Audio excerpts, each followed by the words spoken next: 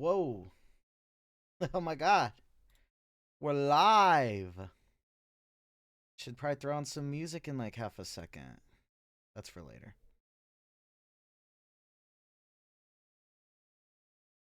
We're live. Did I forget I needed to throw on music? Here we go. Oh my god. Wow, it's been a while. It has been a very long time. But we're finally back with Season 2 of Pocket Survival. Oh my god. I've gone, much further with the, whatchamacallit? With, revealing the cast and stuff. So, a lot of these, cast members are a little more known. Oh my god, I gotta post this shit, like, everywhere. Like, half a sec. I'm really excited. We're gonna wait for some people to flow in from the server, where all the people that are interested in this are. So, yeah, we'll wait for that a little bit.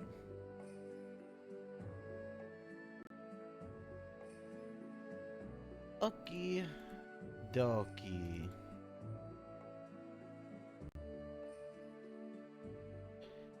It still feels a little weird. What is it? We did Season 2. No, not Season 2. We did Season 1 a very long time ago. Should this even be the music? I feel like this music doesn't make as much sense. Is this Great Canyon? Yeah. Here we go. This was in the preview, so we might as well make this like the little background music while we wait a bit. I'm still streaming Baldur's Gate. Fuck. I didn't change the category or the title or anything. That's the thing I forgot. This is not... Oh my god. This is completely wrong. Well, the go live notification is too late to change that. Hi,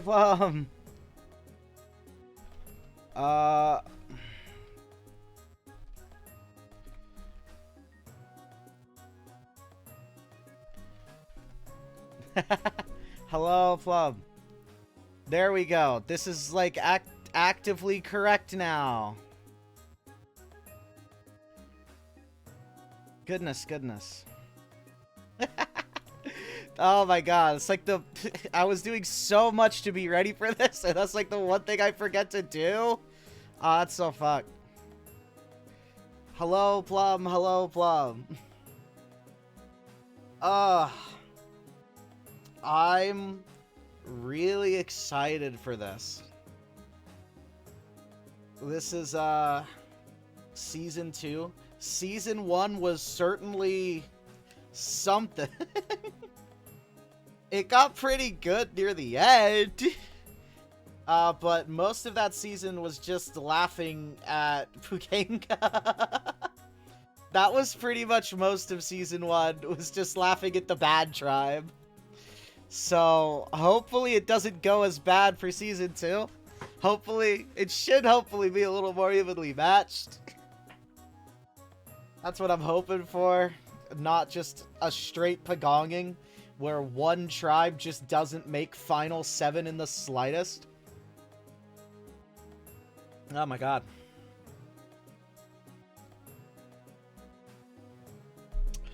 But yeah. How are you guys? How's everyone doing? I still can't believe I started streaming to Baldur's Gate. That shit was funny. Like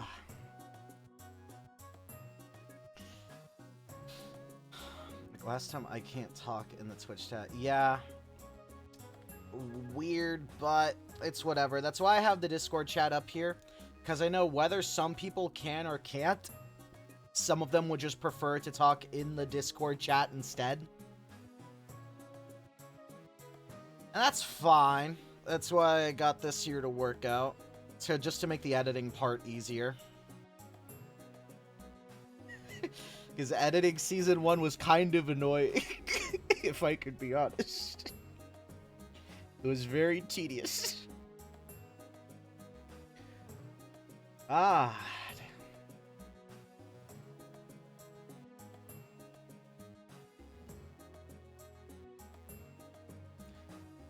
But yeah, 20 more Pokemon, Season 1.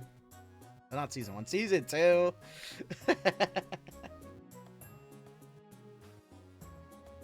Out of the reef and into the Badlands.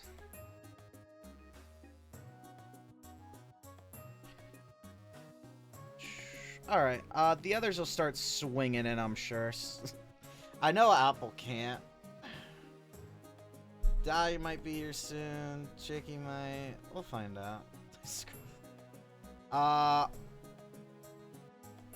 I say it's a good time to just start. Let's get it on. Let's get this started. 6 minutes in. We have 20 characters to introduce. What music do I even play for these introductions? I suggest waiting a few more minutes. You sure? Alrighty. Alright, I'll wait a few more minutes. Oh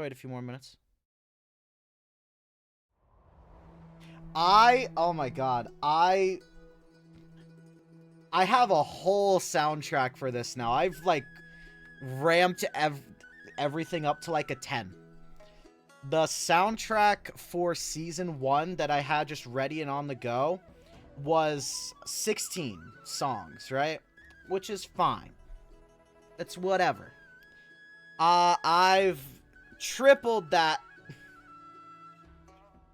We now have, I think it's 48? I'm trying to do quick maths. No, it's not 48. 32. No, it is 48. Haha. Quick math. Yeah, there's a lot more music. I have it all divided up on 2 slides of my, Stream Deck.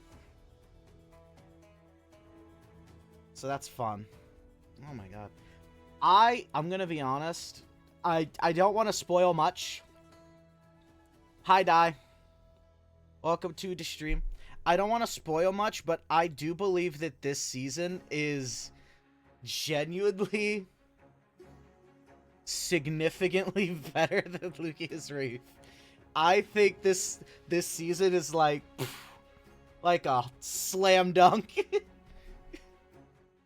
That's my personal opinion, though, and obviously that can be biased. That can be biased. That can definitely be biased. That is my opinion. How you doing today, Di? How's it going for you?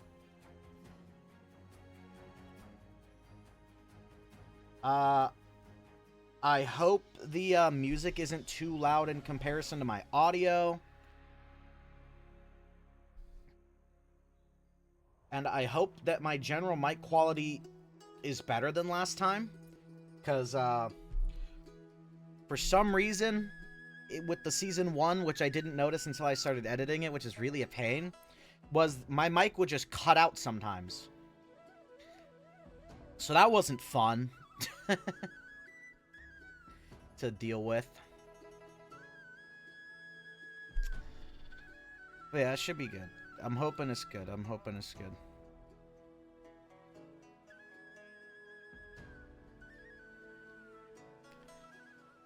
Alright.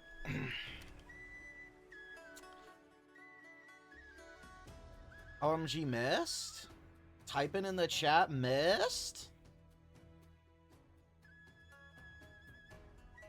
I was be like 30 minutes late, but that's very high. But no problem. No problem.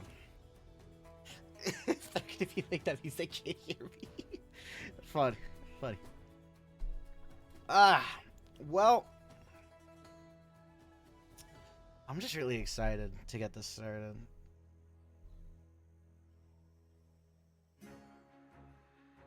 Some people might be a little late. That's not a big deal. Let's go for it. Let's start. I think let's get started. I'm very...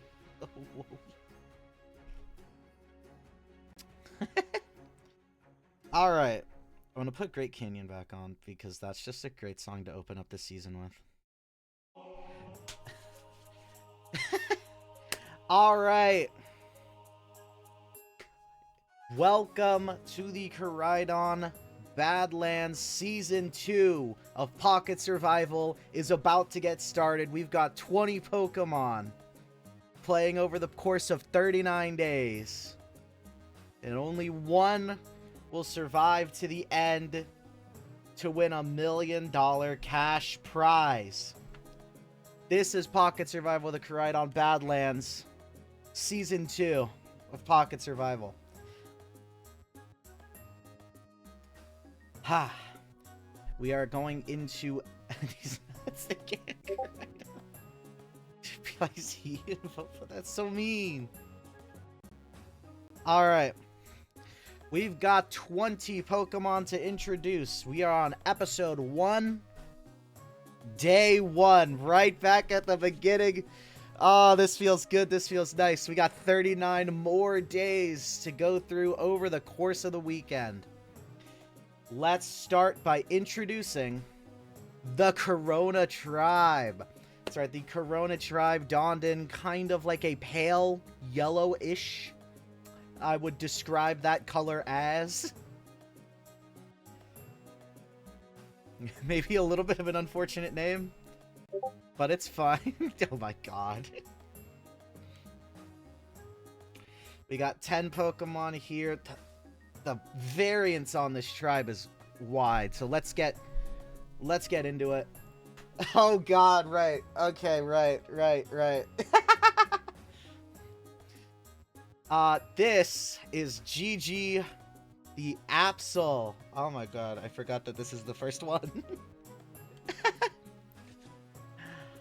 OMG, hi! My name is Gigi, future K-pop idol and current K-pop lover. And no, I'm not one of those normies that only listens to the popular stuff like Buitepsur or Eve9. I listen to niche stuff too, like Polly Pearl and Stray Krabby. Why am I on Pocket Survival? Like I said, future K-pop idol, duh. Gotta make a name for myself. Though, actually, I already run a super successful Stan Trumbeak account with 2.4 million followers.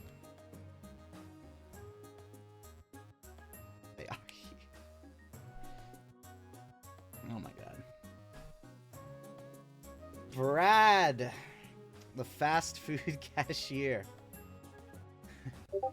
Oh my god, I forgot I opened up with that! Oh my god, I just read the first sentence!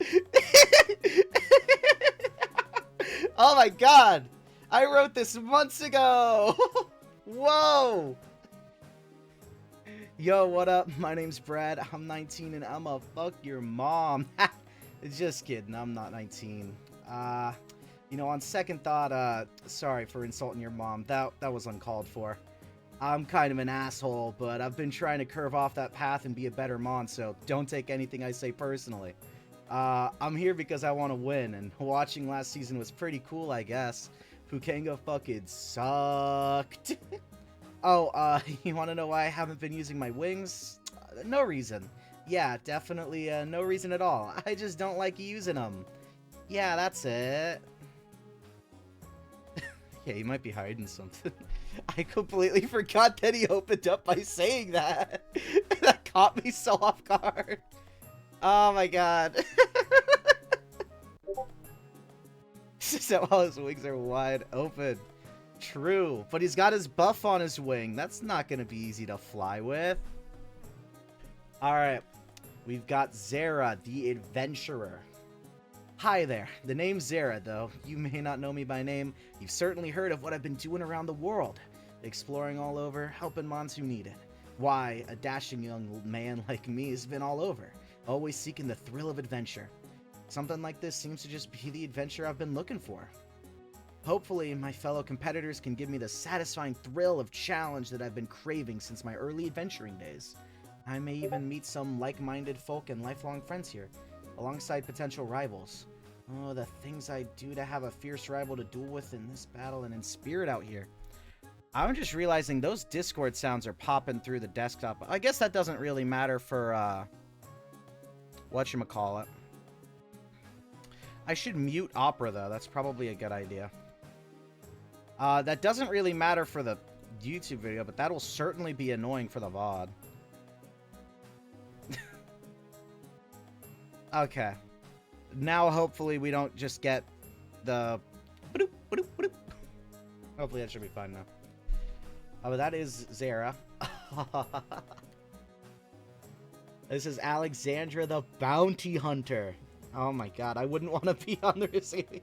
I wouldn't want to have a bounty with, this mon hunting for me. Oh my god. Alexandra here, bounty hunter extraordinaire, and soon to be winner of Pocket Survival 2. I'm a no-nonsense gal, I tell it like it is, and I've had my fair share of stories, being raised as the only girl in a family of 21 children and all. Why, just being on here reminds me of my days in the battling club back in high school. I was the only mon on the team 4 years straight, and you bet your ass I single-handedly took us to nationals and won it all 4 years. My final record, 399-1. My only loss, to myself. That's how strong I am, and I'm gonna rip through the competition and tear this place down. You go, girl.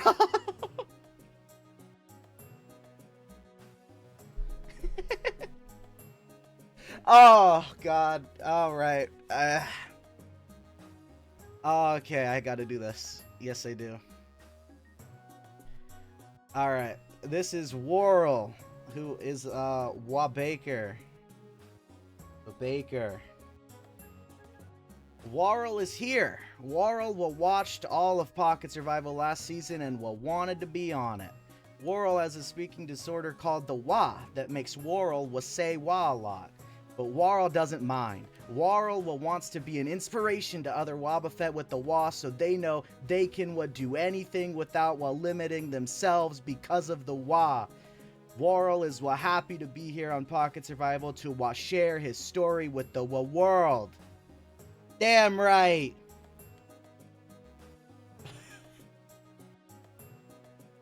Let's go. We stand Worrell.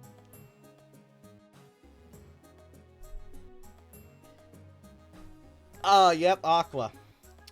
I was what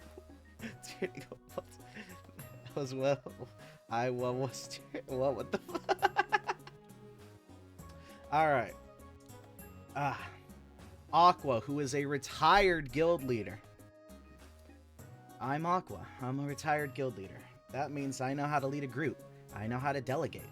I'll take this tribe and lead them to success. Did I watch last season? Do you actually think I have time in my life to watch some mons muck around in the wilds instead of doing it myself? I'm insulted you even asked such a question. And why am I here? For the challenge.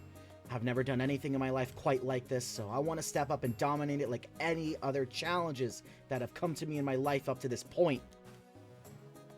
Aqua, the more aggressive Courtney. Yes, she certainly comes off like that.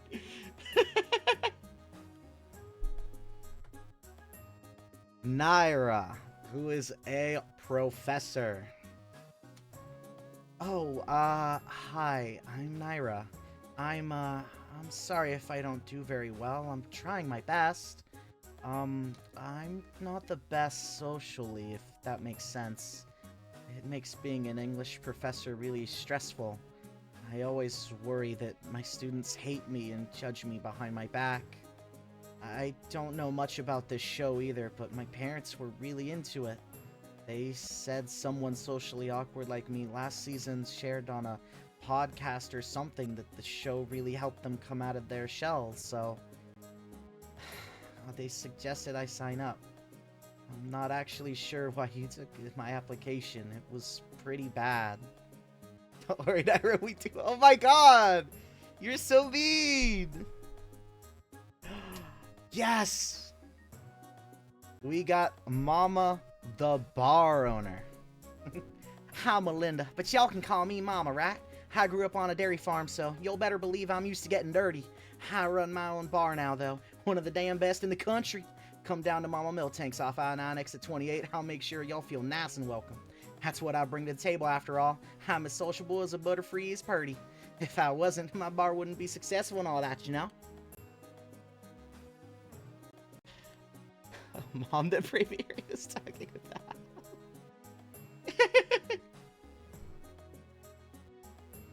Oh my god, I just oh my god. I just realized what that meant. Oh my god.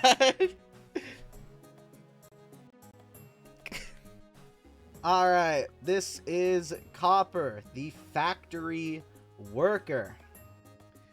My name is not important, for it does not matter in the grand scheme of my life. All that matters to me is my buttons. I must press the glorious buttons. Every button in the world will one day be pressed by me. To do that, I need money. So I am here to win the cash prize so that I may use that money to press more buttons. It is unfortunate I will not be able to press any buttons until I am finished.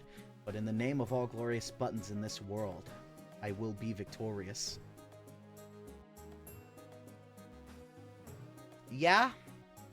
Buttons.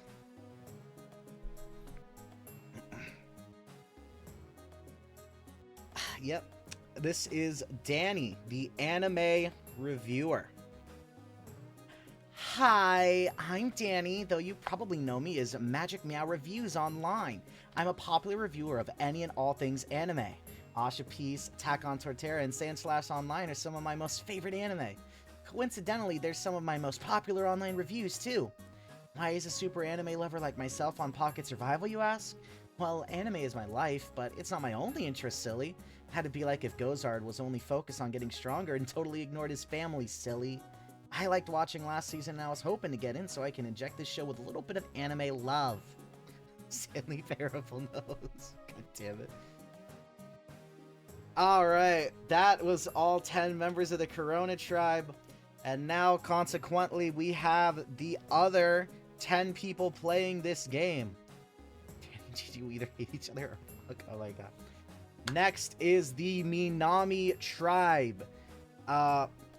Bathed in, pink. Yeah, pink. It's like hot pink, straight up.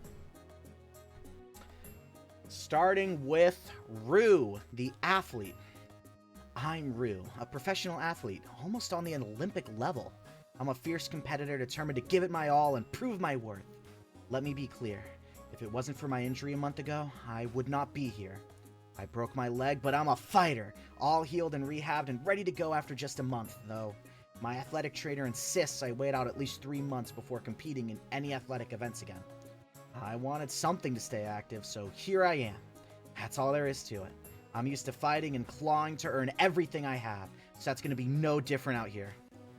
She just replaced her leg with a Shuppet puppet? Oh my god. Xavier, the artist. Xavier Foolsy's the name. Winning Pocket Survival is the game. I'm an artist by trade, taking commissions online, and also, trust me when I say I know how to deal with others and get along. I'd say my only downside is I can get angry what seems to be kinda randomly. But I've been trying to work on myself and fix that, so it's not a big deal or anything like that. Okay. Aquamarine, the thief. Just being straight up about that.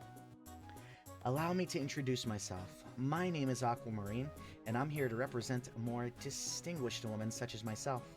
Ladies of class, if you will. We never seem to get the credit we deserve after all. So I'm here to show the world that we aren't just pretty faces and... You believed all that, didn't you? Good. That was the plan. I'm far more cunning and manipulative than I'm going to be letting on to my fellow competitors. I'm here to win $1 million after all. I'd assume that's why everyone else is here. I have quite the number of tricks to pull to get myself to the end, so expect to hear my name be announced as winner at the end of the season. That is a very high level of confidence oozing off of that float slow. Oh my god, I don't know if you can see him, but he's there. He's right down there. That little Joltik right there is Poppy the salesman. Oh, didn't notice me down here, huh? Hey. Ah! Hey! That's alright. Most nons don't notice the best thing that's happened to them until it's been made obvious anyway.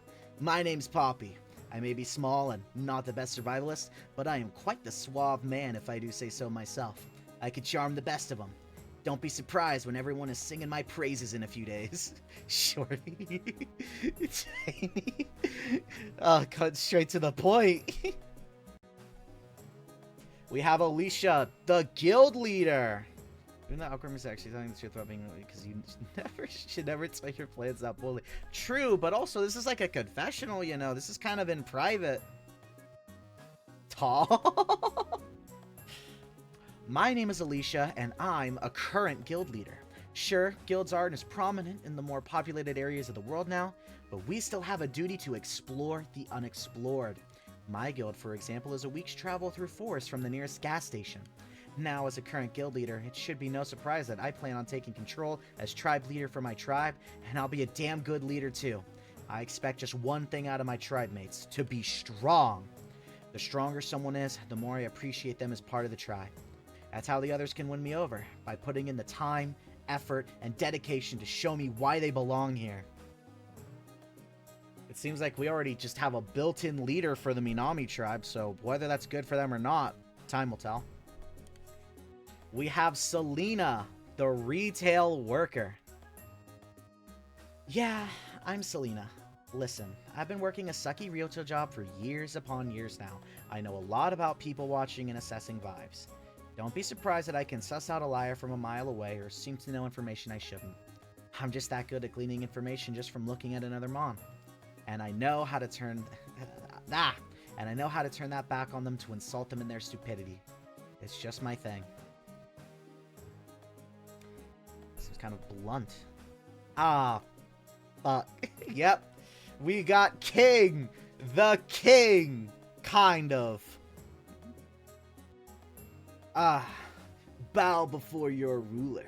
That's right. It is I, King, Grand King of the Skanoa family and soon to be King of Pocket Survival. I watched your little show last season and noticed a distinct lack of royalty, so I have come to fill that position. Why, I rule my home with an iron tail. These other mons should be thrilled to get in line and worship the ground I walk on. I expect only the best treatment from my tribe mates and staff. Oh my god! Oh my god! So yes, if the confessional was not obvious enough, King is the king of his family. Damn right. Maria. COVID versus Miami. Crazy. We have Maria, who is a university student. Hello everyone, my name is Maria. I'm super excited to be here on Pocket Survival with all these great mods.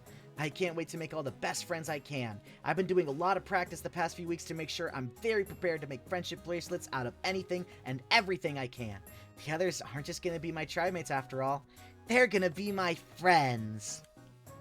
Oh god, that's not gonna turn out well. I don't think it's gonna turn out very well for Maria. Ooh. Eats bracelet, that's so mean. Alright. We have Ocelot, the magician. The name's Ocelot. I may look small, but don't underestimate me. When someone calls themselves the best, they're really only at a fraction of my skills. I'm one of the best magicians in the world. If you can call what I do magic, at least. It's just as entertaining to watch. No one is prepared for what I'm capable of in this game. I'm a master strategist after all. If they think they have what it takes to step up, let them. It'd just make taking them down much more thrilling for myself. And then Ocelot proceeds to whip around his yo-yos in a stunning and rather impressive display for a full, uninterrupted minute.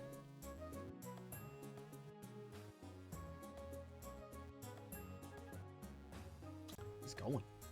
We have both Masquerada and Sprigatito. This is not Sprigatito! This is Floragato!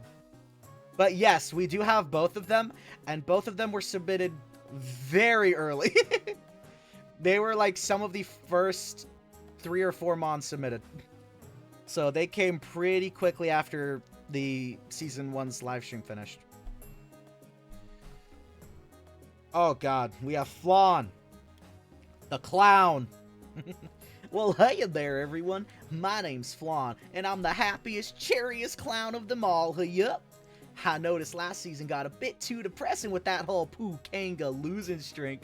Sad face. Well, I'm here to make sure no matter what bad stuff happens, there's always a happy, cheery face around to make it alright. Yup.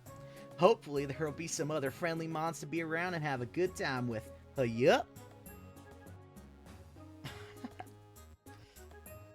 Was he the last one? Is there another one? I don't remember, because I haven't been keeping track. I think this is about to go into a reward challenge. It is! Let me play the reward music song. Ooh. Alright. We are here for the first reward challenge of the season.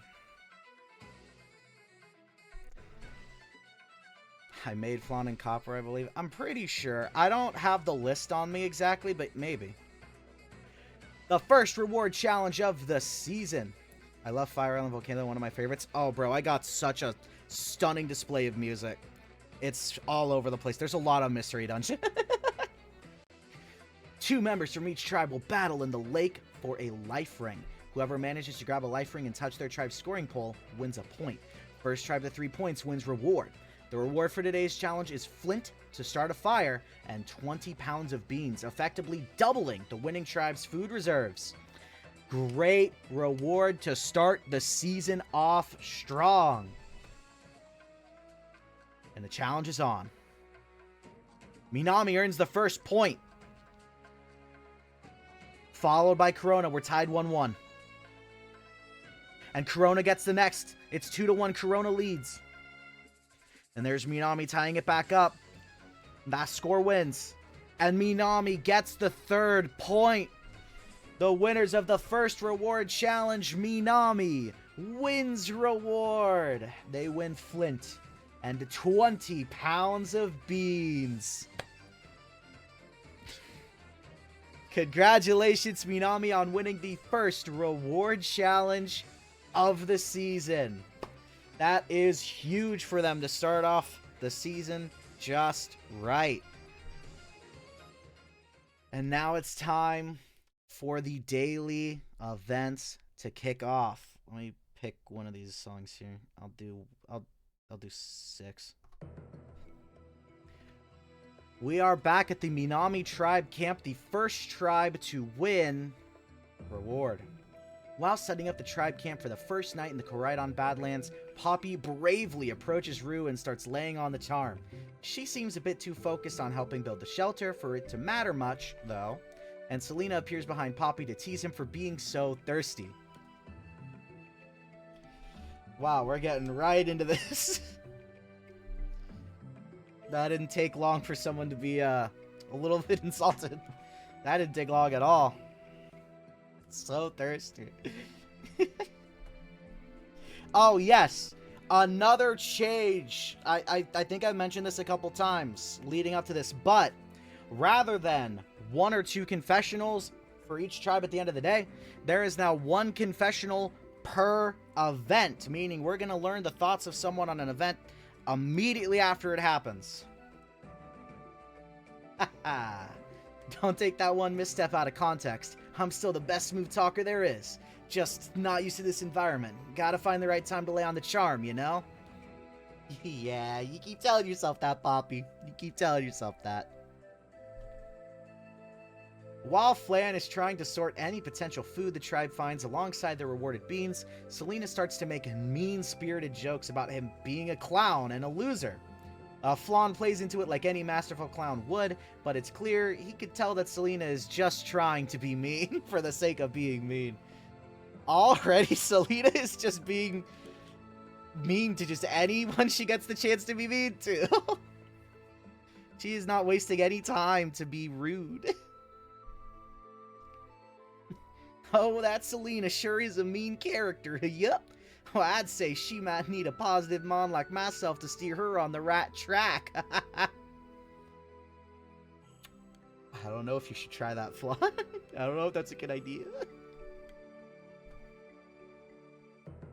A few hours after first arriving at their base camp, Ocelot pulls Aquamarine aside and admits to her that he's been trying to feel everyone out as the day has passed, and he seems to like the vibes that Aquamarine is exhibiting.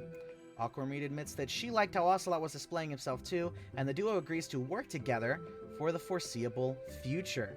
So we already have like kind of a day one sort of mini alliance going on. We need a wholesome clown in this house. True. Season 1 was too depressing. We need to up the fun characters. We had one nice character in Season 1. One! Two, actually. Steinhagen was pretty nice, but he went out really early.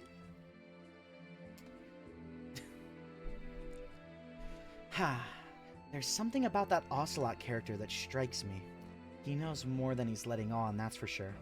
A mon like him approaching my distinguished lady act and liking my vibes is suspicious. I'm not sure what the deal with him is, but I have to keep a close eye on him in the future. Doubt's already trickling in. As we jump over to the Corona Tribe, the losers of the first reward challenge. While introductions are going on, Worrell is the last to introduce himself and shares details about his speaking disorder, the WA, with the rest of the tribe. He also explains his goal of inspiring others like him, and most of the other mons on the tribe seem supportive of him and his ideals. It seems like he's getting off on the right foot here. That's nice. I enjoy it. We need an inspiring story like this, you know? Worrell thinks it means Worrell thinks it means a lot that everyone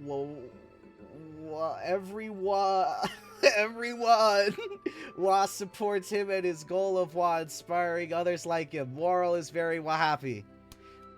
We love Worrell in this house. Aqua pulls Naira aside and complains to her about how poorly she performed during the challenge and blames her for them losing the first challenge of the season. Naira is pretty caught off guard by the aggression being displayed so quickly after them reaching camp and apologizes whilst cowering some, clearly scared. That's not a very fun way to start the season. Well, Aqua's showing just how blunt and honest she can be at a moment's notice. I'm here to win. I was under the impression everyone else was here to win too, but then I look at that damn Numel over there, barely doing anything helpful during the challenge. This tribe does not have room for pathetic brats like her, so unless she can step up or prove useful to me, she deserves to go first. She almost wet herself out of fear of me talking to her. How pathetic. At least she's honest? Question mark? Danny and Gigi get to talking and seem to really click with each other. It helps that Gigi recognizes Danny, as Danny has done a few collaborations with K-pop artists while promoting Korean anime, so he has seen her online before despite not being an outright fan. They talk about their shared interests and gel perfectly.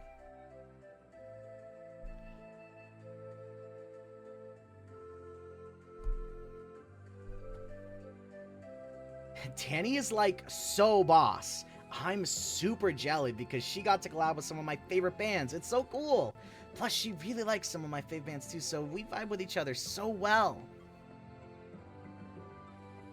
Weebs, goddamn, you don't gotta do them like that. As we ride into day 2. Back at Minami. Oh my god, it's more Selena. Flan is showing off some of his favorite clown tricks to Maria, who's clearly enjoying the show, only for Selena to show up and start tearing at a new one, insulting Flan for being a pathetic clown again. Flan tries to power through the insults and even incorporate it into his act, though it's clear the vibe isn't the same, as even Maria tries to defend him. Selena is not making Minami a fun tribe right now. That can't be good. Arceus, Flan is such a loser. I can understand being a clown because it's your only job option, but wanting to be a clown? That's pathetic as hell. What a loser. That's kind of mean. That's kind of mean. While trying to make some beans, Xavier makes a small blunder and spills about 5 pounds of their rations onto the ground, rendering it inedible. He gets really upset about the mistake he makes and starts cursing under his breath while trying to clean up, which many of the other tribe members notice. Selena even makes an insult based on his clumsiness, which makes Xavier even angrier. Oh, maybe you're a clown, Selena. Oh my god, Selena is just being mean. Oh my god. What is that? She's insulted like 4 people already? No, I think it's 3, because I think she insulted Flan twice. She's just being mean. Selena is terrible to be around. Like, damn, sorry I'm not used to living out in the wilderness and cooking over an open fire. My bad. Guess I'll go kill myself to appease you? She's so unbearable. I'm just an artist, man. Cut me some slack. This is really negative. This is really negative. Back at Corona. Mama pulls Naira aside and tries to explain to her that she needs to improve and get better in challenges if she wants to stay on the tribe. Naira's response comes off as a bit weird and apologetic, which upsets Mama, though she just offers to help train her to be better at challenges. Feeling cornered, Naira reluctantly accepts the offer.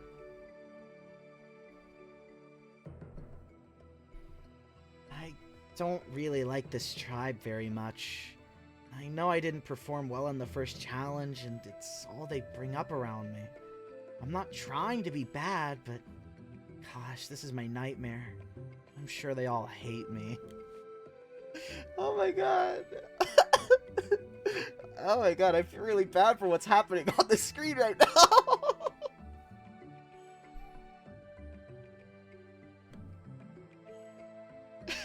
Copper is excitedly sharing his most favorite thing in the world, his love for pushing buttons. Brad makes a comment about how that sounds stupid, and Zara immediately scolds him for being rude. Brad apologizes after saying that he's been trying to learn how not to be a douchebag, since that's all he was in high school. Copper didn't seem to take in the rudeness from before, and it just kept rambling about his buttons. So he's going to walk over to Naira to insult her. Oh my god. Just float over to the other tribe. Oh my god. Yeah, I'm really shitting the bag on this tribe, aren't I? You're so fucking stupid, Brad. Ah, is it really that hard for me to be a nice mom? Holy shit. Get it together. Buttons are high quality. They are. They're pretty high quality. As we move in to day 3, and I mean, we all know what day 3 is. Day 3 is the start. It is the first immunity challenge of the season. One by one, in pairs, tribes have to make their way up a 4-story tall tower. On each of the floors, the pairs will throw 3 crates down the tower that are filled with sandbags. Once all 4 levels of crates have been thrown down, the final pair will collect the sandbags and throw them into 6 holes. First tribe to get a sandbag into all 6 of their tribe's holes wins immunity. Losers will be going to Tribal Council, where someone will be the first Pokemon voted out of Pocket Survival 2, the Koraidon Badlands. Someone is getting shot, but while they're stabbed under the floorboard. Oh my god. Oh my god, I forgot that it just jumps over to that. Corona wins the first immunity of the season. No build-up, they just win it. Damn, okay. Minami will be going to the first Tribal Council of the season. Someone from Minami will be the first Pokemon voted out of this game. Oh, goodness. It is getting down to the wire pretty quick for Minami. They have to decide who's going first. Hello, Apple. Welcome to stream. Alexandra pulls Naira aside after the challenge, making Naira nervous as she believes another Mon is about to shame her for her challenge performance. Alexandra starts by pointing out Naira didn't do very well, but says it's not a big deal, since they won anyway. She tells a story about a friend that keep being made fun of by their PE coach every class, so one day when it happened, she attacked the coach to make him stop. Basically, she really likes Naira and she wants to keep her safe.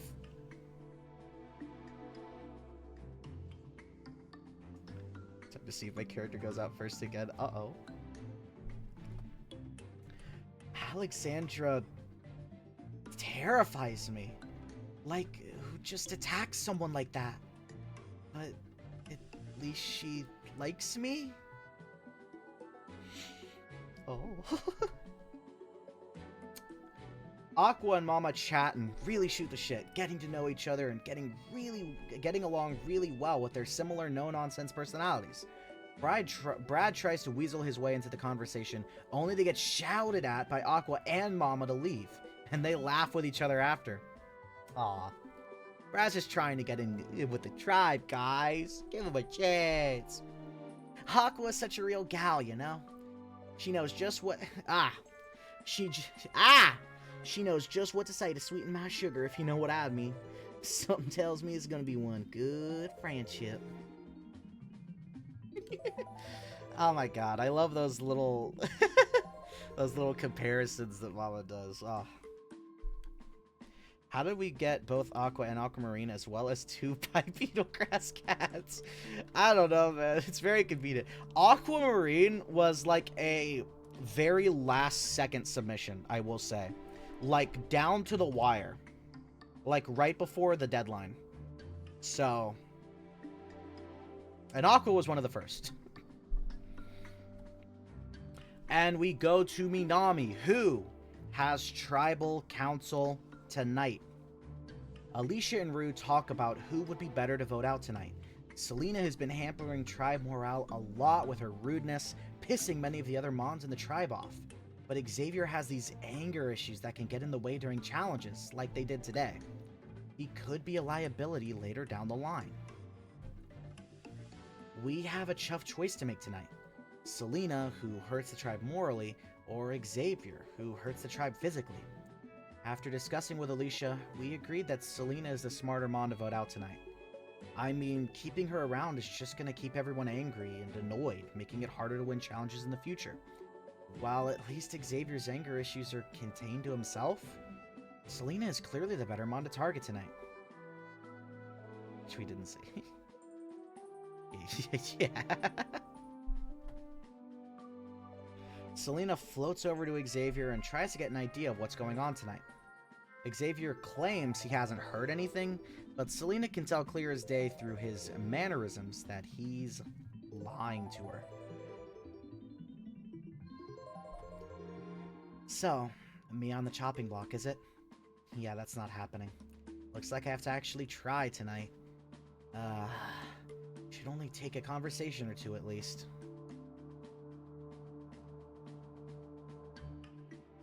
Selena approaches Alicia and directly asks what it would take to switch the vote off of her tonight. Alicia's surprised that Selena knows, and Selena just makes a sly comment about how she always knows. Alicia admits that she would actually prefer Xavier go out over her because his anger issues are bad for challenges. Selena manages to convince Alicia that flipping onto Xavier is a good call. Selena made a lot of good points when I was talking to her before. Xavier and his anger aren't good for challenges, and Selena was pulling her weight the past few challenges too. Why should she go out because some of the others don't like her? She's an asset in challenges. Sorry, Rue, but it's time I flip this vote. Was this the last confessional? Was there one more? There was, okay.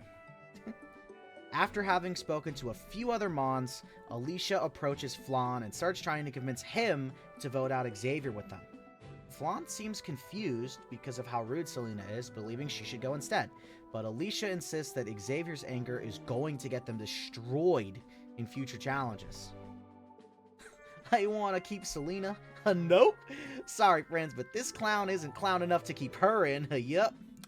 And now I gotta hope the rest of my friends here aren't too funny-coded to keep her in.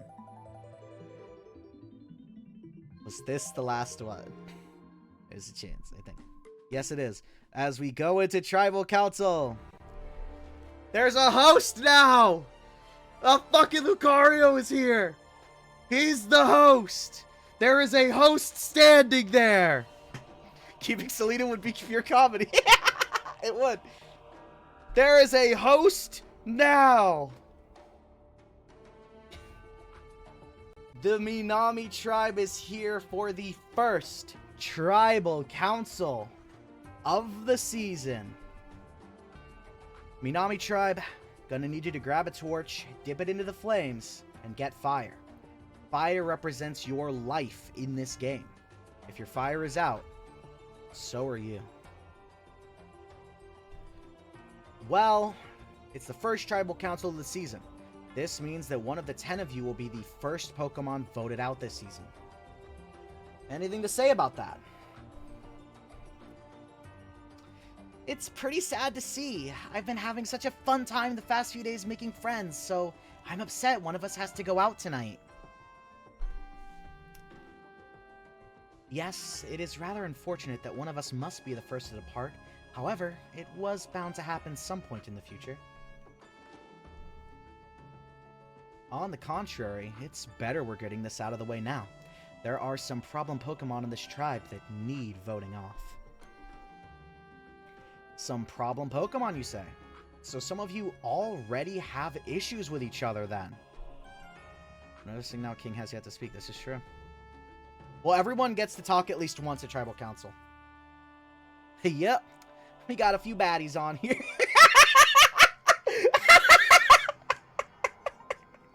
Damn, Flaw. Damn, Flaw. Tell it like it is. We got a few baddies on here, but I think the ghost takes the cake for sure. I did not consider that when I wrote this, I guess. Damn, we got some baddies for real. Why is that so funny? The ghost, huh? That's really funny coming from the clown. Why are you even here? Don't you have a children's birthday party to go ruin? Selena, you're clearly one of the bigger issues on this tribe. All you do is suck the life and morale out of this tribe with your crappy comments and insults. No one is surprised that you don't have a soul.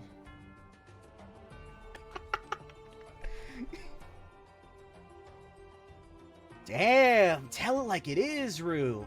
Beautiful, strong, and able to spit venom. Talk about a dream woman. Damn, Poppy knows what Flan was talking about. Poppy knows what Flan was talking about. It seems a lot of the issues you guys are having come down to rude Pokemon and bringing down morale. That's a very important factor of this game, but is that everything you're taking into consideration tonight? Puppy X real. Well, I would be lying if I said Selena wasn't the only Mon we've been considering voting out. We gotta factor in challenge liabilities, too. The hell are you looking at me for? I tried my best to hold my own during the immunity challenge. It just got to be frustrating, okay? This drama has been entertaining for your ruler, but I must insist we get to the part where someone cries as they're voted out. The king demands it. Well, since we've heard from everyone already, I'd say this time around, let's get to it. It is time to vote. Alicia, you're up first. If you stay, your anger's gonna cost us everything. You aren't fit to be on this tribe. Go home. This should be the only time I need to write your name down. Getting you out is the most obvious choice this tribe could make.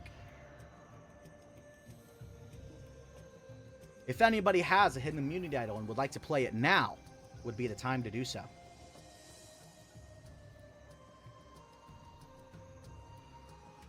Alright, once the votes are read, the decision is final.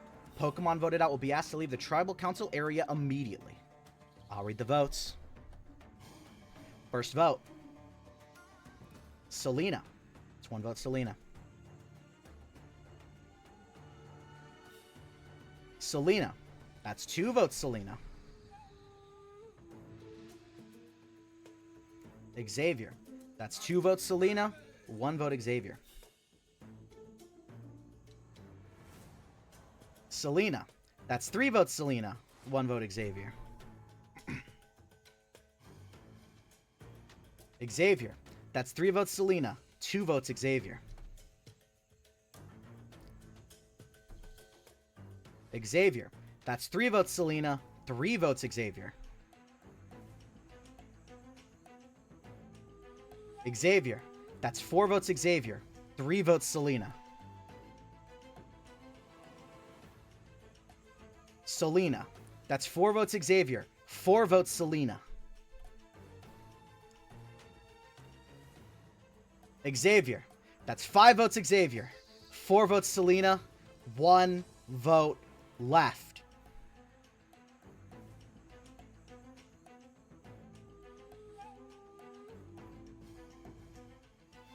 Selena. We are tied. 5 votes Xavier. 5 votes Selena. There will be a revote. The Pokemon in the tie will not revote. We have a few minutes to discuss before voting again. Tie vote first tribal. Tie vote first tribal council. Oh my god. Split right down the middle. Scrub debate time. Yes. Why the hell was the vote this close? I thought we were all settled on taking Selena out tonight. Sorry, Rue, but after some discussion with Selena, I figured Xavier was the better target after all. I thought I had spoken with enough Mons to flip the vote, so someone didn't listen. Yep, that's me.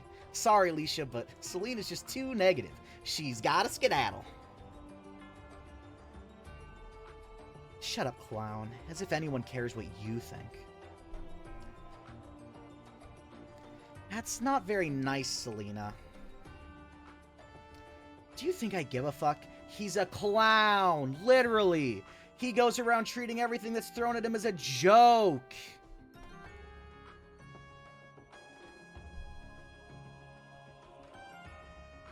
Why on earth does he have any right to be here? He's just gonna treat the whole thing as some dumb joke. I'm here to play the game.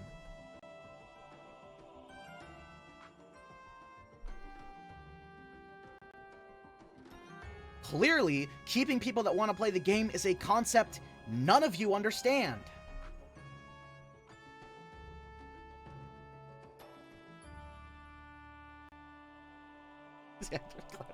Considering it's down to me in the Luxray and serious need of anger management classes, I think it's pretty obvious who should stay between us. You bitch.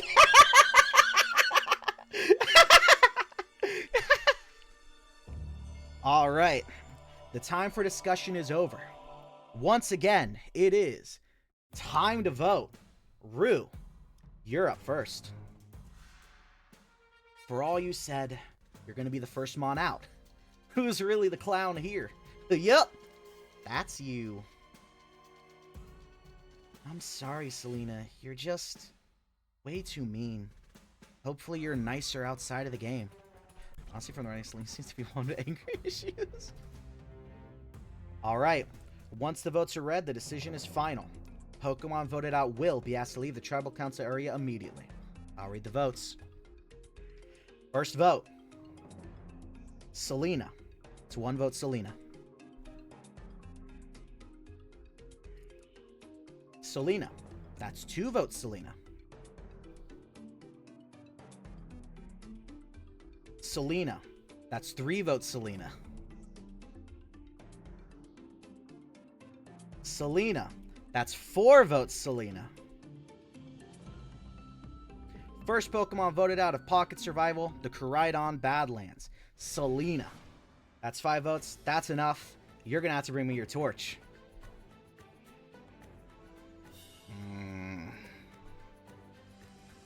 Selena, the tribe has spoken. It's time for you to go. What a group of dumbasses! Seriously, they'd rather keep the clown and the angry freak over me? What idiots. Selena had a nice arc here, getting out instantly for her clownery. She did, in fact, basically ask for this when she started insulting everyone. I think she made a really good first boot. I think she made a pretty good first boot, personally.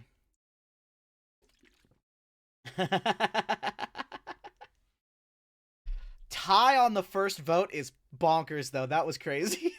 That was really hype. She's so me-coded. Ah. Episode 2. I hit space too many times. Episode 2.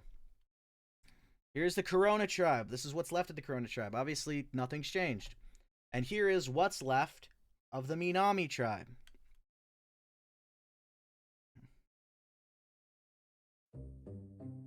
Night 3. That is right. We have added night after tribal council.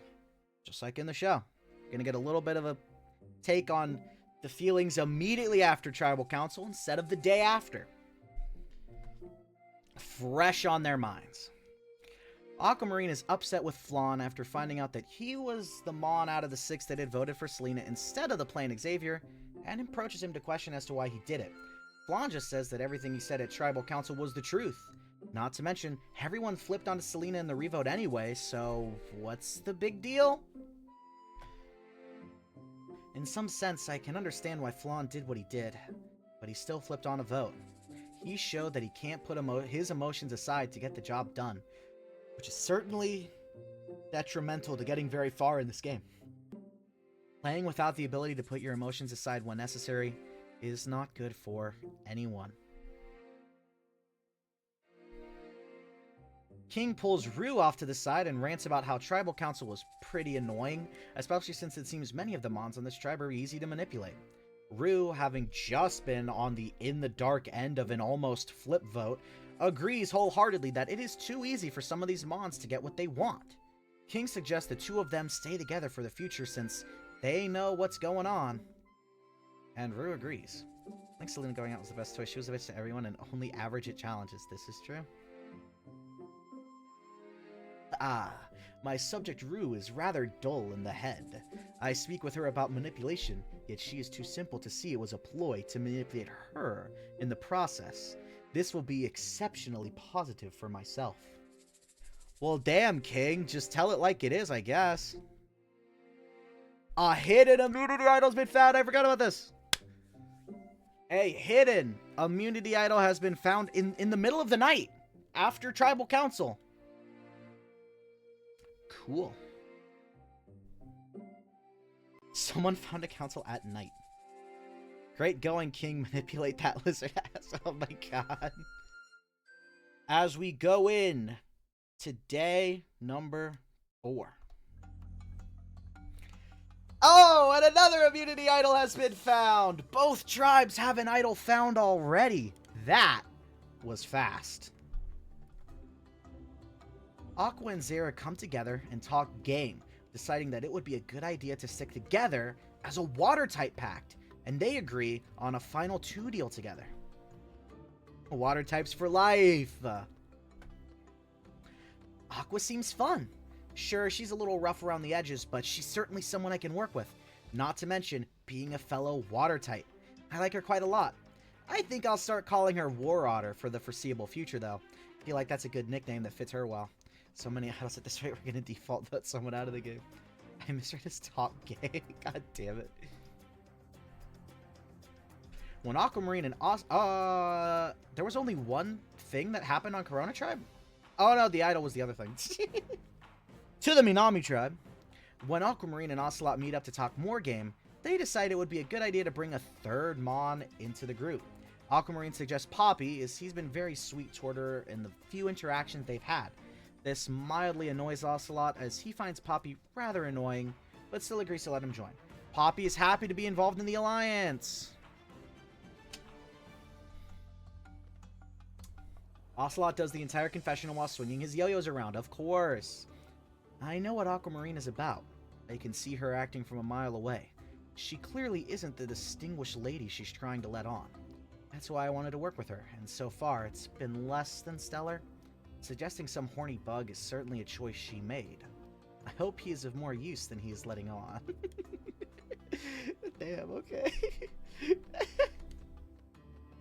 King gets annoyed with the tribe due to the meager portion sizes he's receiving, which is the same as everyone else, and complains that he deserves more due to his status as royalty.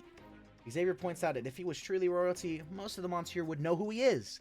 King claps back that he is royalty. He is the king of his family and ruler over his family home.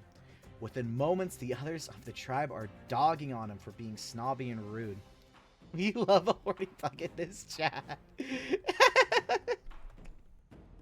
How dare the rest of my subjects insult their king in such a distasteful and crass manner? I am far superior to every last one of them, yet they have the gall to act as though I am on par, or even lesser than they are. How disturbing. They all are very deserving of the worst fates imaginable, of the blatant disrespect of their king. Okay. I agree, king is superior to everyone. As we go into day 5, I think this is an immunity challenge? I could just find out. Yes, it is. It is the second immunity challenge of the season. I take back what I said about Selena being me-coded. King is me-coded. The tribes are split into 3 trios, with the first trio going on a wooden raft in the lake, the second trio using a rope to pull that raft through the water and toward a platform. Under the platform is an underwater cage with 9 life rings. The first trio dives down, untying a knot to open the cage, and bringing the rings back onto the raft. Once all 9 rings are collected, they are pulled back to shore, and they give the life rings to the third trio for their tribe, who must throw them onto 5 tall poles. First tribe to get a ring onto each pole wins immunity and reward, a fishing net. Losers will be going to Tribal Council, where someone will be the second Mon voted out of Pocket Survival to Koraidon Badlands.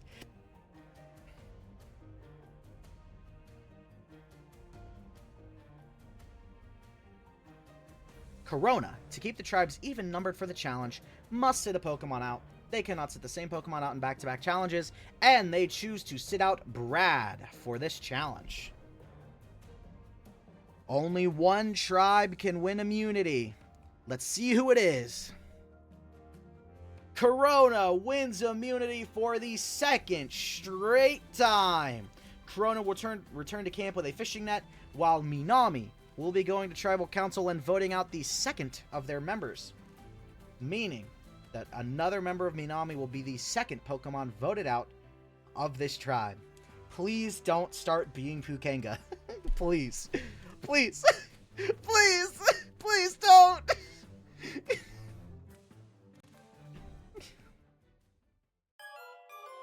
Hopefully they won't be another Pukenga. I'm hoping. Aqua and Sarah decided it'd be a good play to make a bigger alliance that they could utilize in the event of going to Tribal. After discussing who would be best, they agree on bringing Gigi and Mama in, and reluctantly decide Brad as the 5th since others outside of the alliance wouldn't really expect it. After getting everyone together, they all agree on the big alliance. Ooh, I'm playing that smart game now, in a big old team of 5. Aqua's like the quarterback, so I guess that makes little old me a wide receiver. I'm gonna get us that touchdown, if you know what I mean. Oh my god. Alexandra commends Worrell for being a strong, positive role model, coming on to show that he can do anything that someone without his speaking disorder can. Why, it reminds her of one of her cousins, born with a rare condition making one of his legs half its normal size, but he still joined the track team and won in his first track meet. But was then disqualified for attacking the other racers first, making him the only one that could move, but he still won! Worrell is horrified! Worrell hopes that isn't true. Oh god! As we move on to Minami, going to Tribal Council for the second straight episode.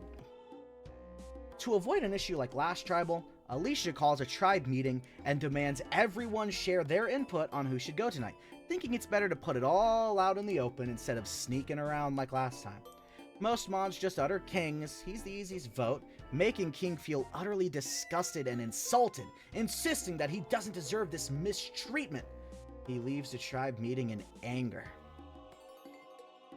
My subjects want to vote me out. Me, their ruler. How dare they even consider kicking me out from my place of power? I am the most superior ruler they could wish for. Whom else would even take my position as ruler? The bone-headed Agron? The puny Joltik? It's laughable that they wish to see me gone. My subjects would be nothing without me. I'll catch up when they gotta make someone up. No problem. How dare they? How dare they? How dare they? Aquamarine, Poppy, and Ocelot meet up to discuss what they should do, and they all decide sticking with the easy vote of kicking out King would be the best play for them tonight. How dare they vote out King? He's so slay. He is so slay! It seems tonight's decision has been made for us. That tribe meeting idea was peculiar, but it did tell us who the easiest vote for the entire tribe would be. King acting like a ruler over us as his subjects has been getting tiring, so I'm not too surprised he's the easiest target. Looks like he's out tonight. King is left sulking by the river on his own when Rue approaches to ask how he's holding up. King wastes no time in asking if Rue has been able to convince the others not to vote him out. Rue seems caught off guard by the forwardness and admits that if she tried, then the others on the tribe would be upset with her. King grumbles in annoyance and tells her to do it anyway, that he needs to stay in. Rue sighs, saying she'll vote with him and will try to get some others to do the same. I'm not sure what to do tonight. King is the only Mon that's taken sympathy on me with what happened with the last vote, and now he's at threat of leaving? Not to mention his forwardness, and I don't know. The way he talks reminds me of my father, just wanting me to help instead of ignoring me. What am I supposed to do? Not long before the tribe leaves for Tribal, Flan has a bit of a meltdown of bad clown jokes and cheap laughter, clearly stressed out from the past few days of the game. Wow, Flan is Atom-coded. Okay, I wasn't expecting that, but okay. Tribal Council! Ah. You. Ah, Tribal Council, the second straight. That was sudden. It was. Like Brand Steel events typically are. Well then, Minami, 2 immunity challenges, 2 tribal councils for you. I'm sure most of you aren't happy about this. Who would be? Back-to-back tribal councils isn't the ideal way to play this game. Something must be done to fix this. He's flicking his yo-yos around. These challenges are just too damn challenging. Maybe if they weren't the most convoluted, annoying pieces of garbage, we'd be winning more of them by now. Well, you can't win them all. Now, I've been told that after your unfortunate loss, a tribe meeting was held? There were some issues with how the lead-up to last tribal council went. A lot of Mons left in the dark. So I decided the best idea is to get all the strategy out in the open and talk together. It was hard to sit there and talk so openly about who should go out, but it did mean we weren't going to be behind each other's back, at least. Challenges are too challenging, is Loki funny. They're just too challenging! It's a good idea, sure, but some of us aren't too happy with the end result. I myself am at the forefront of such anger.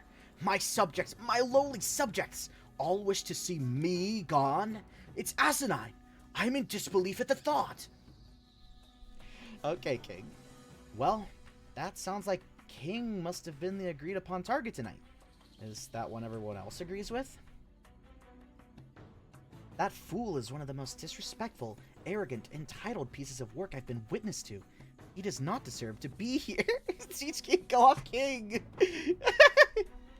I agree, yep. This king of ours needs to be usurped. Get it? Yep. Bye-bye, King.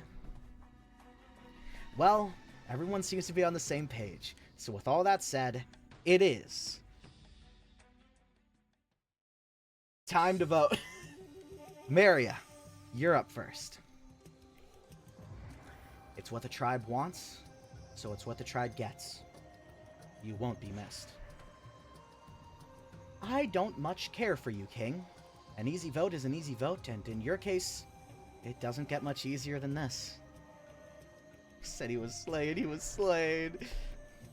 If anybody has a hidden immunity idol and would like to play it, now would be the time to do so.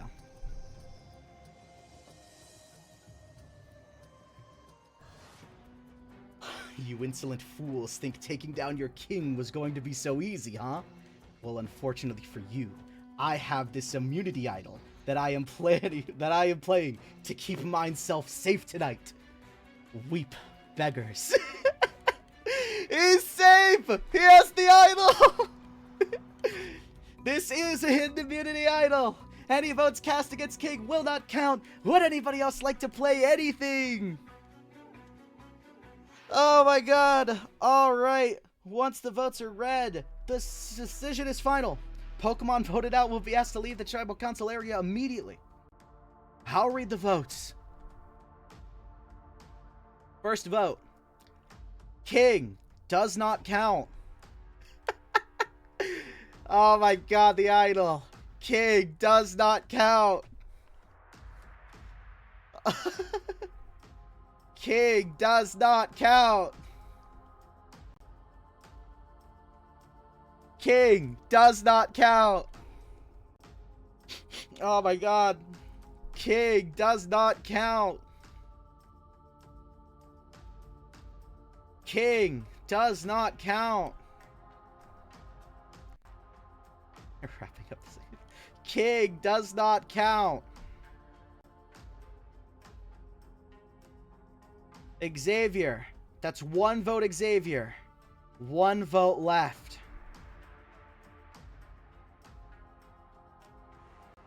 Second Pokemon voted out of Pocket Survival to Koraidon Badlands. Xavier. You're gonna have to bring me your torch.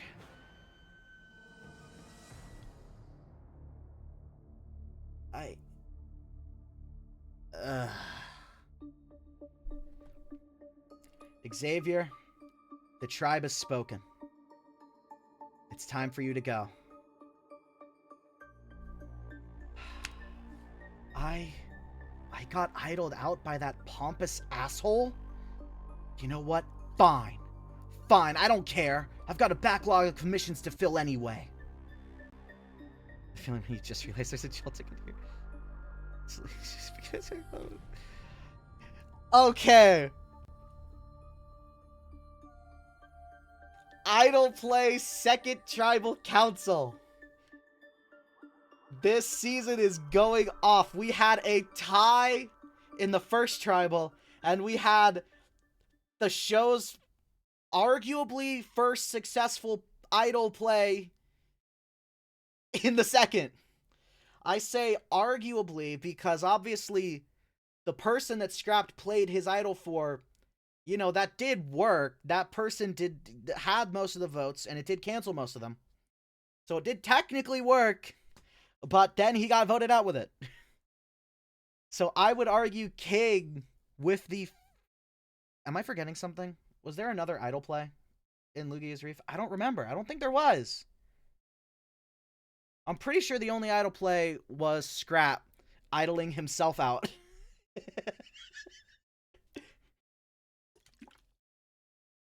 I think. So King with the first successful idle play, I'm pretty sure, of the series.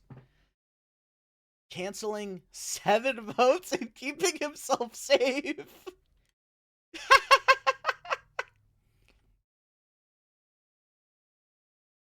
Oh my god, we love it. We love it. That shit was great.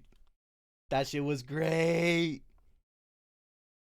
The elimination ceremony, we have a king named King who kinged all over everyone, played a king immediately out of cancel votes and eliminate someone. He did.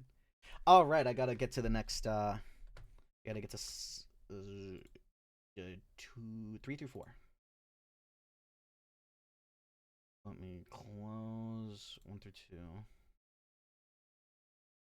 Oop, there we go. Oh my god, we are going into episode 3. This is what remains of the Corona tribe. Still yet to go to tribal council. Meanwhile, here is what remains of the Minami tribe. Now that Xavier, the Luxray, has also been voted out. That was such a great idle play. Night 5. Rue approaches King very annoyed, asking why he never told her about his idol. She'd been worried ever since that tribe meeting for him, worried he'd go out, but he knew he would be safe the entire time, whilst trying to get her to stick her neck out for him. King just says he wanted to keep it secret, making Rue even more annoyed than before. Every elimination makes Scullipede and Aggron stand out more. True.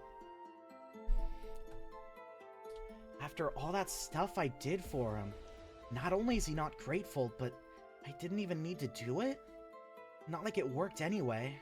All it did was show the rest of the tribe that I'm on the side of someone they all hate.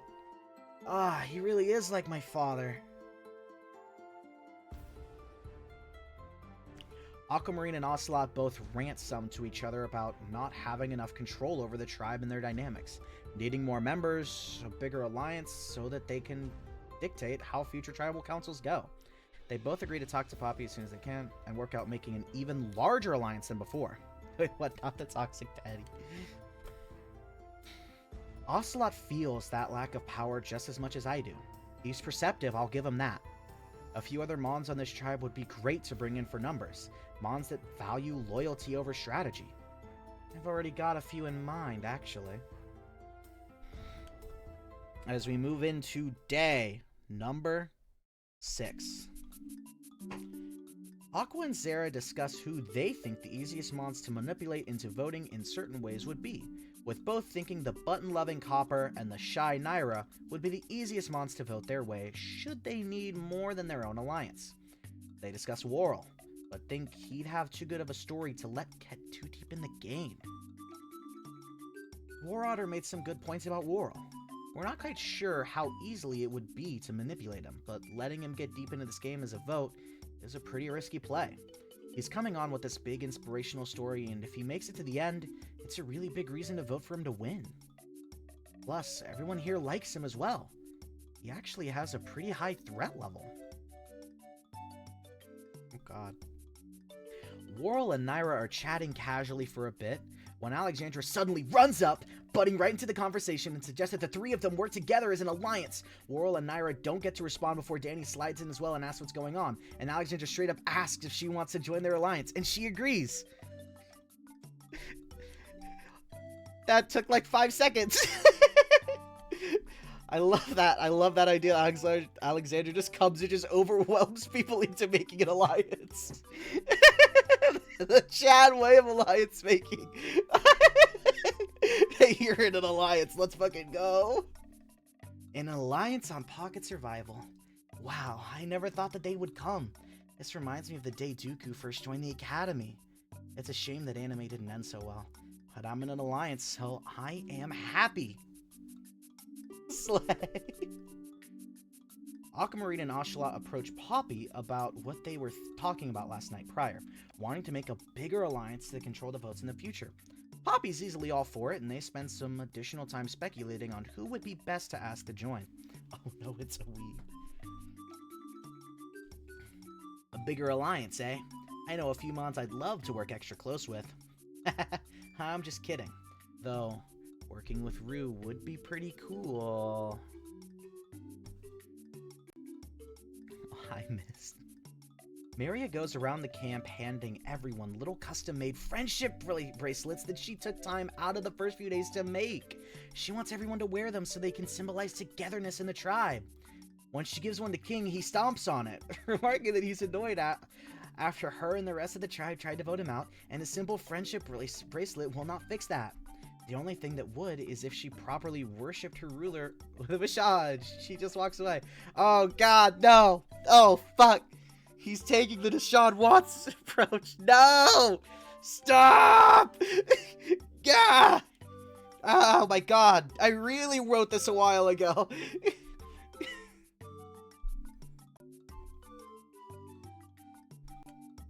Oh my god. Not Deshaun Watson. I may be nice and friendly, but I'm not like that obsessed with making friends. I wish King would be a bit nicer, but I'm not going to give him a massage just for the chance to make him a little happier. Why is he so weird? Day 7. Is this tribal? Not tribal. Immunity? It is immunity! Ah! What am I doing? What am I doing? You. We are back with another immunity challenge. We're flying through these pre-merge immunity challenges. The tribes will race out to bamboo cages. They all must climb over and into the cage, where there will be a heavy chest in the middle. They must carry the chest back up and over the cage. Once the chest is out of the cage, they must drag it through and over some bumps and holes in the sand, across a field, and onto a platform. They must then solve a short puzzle, with the answer revealing the combination to the lock on the chest. First tribe to open their chest wins immunity and rewards, some comfort furniture back at camp. Losers go to Tribal Council, where someone will be the third Mon voted out of Pocket Survival, the Koraidon Badlands. Please tell me we do not have another Pukenga situation. Corona, to keep the tribe's even number for the challenge, must sit 2 Pokemon out. They choose to sit out Naira and Copper.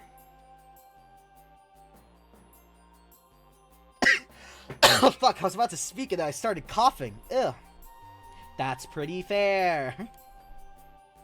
Minami! Minami wins immunity!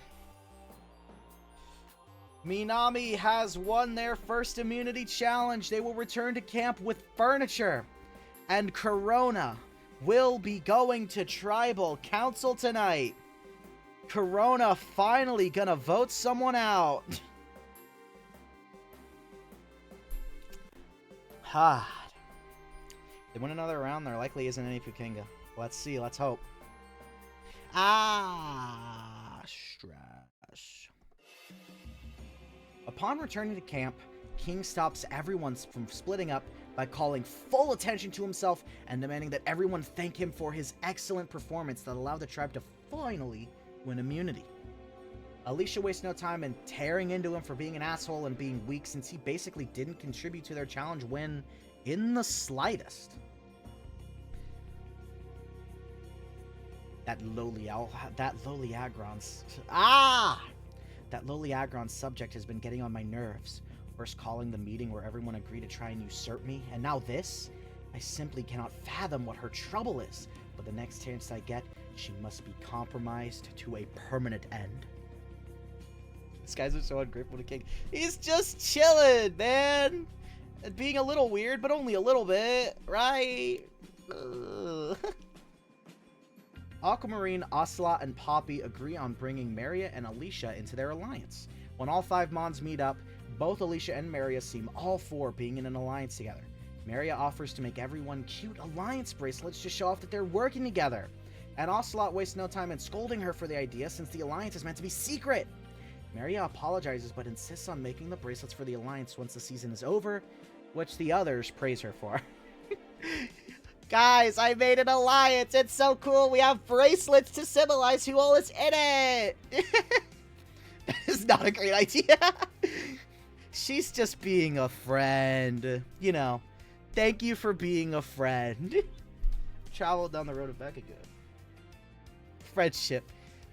This is why, what is it, in the pre-game, like, short thing that I made, her whole thing is that if this was Danganronpa, she's the ultimate friend. That's her shtick. Don't get me wrong, I'm stealing that idea with permission, of course. Aw, yeah. There. Alright, an alliance. I can get behind that. Sure, it might be a little on the sneaky side, but you gotta be a little sneaky to make progress in the game, right?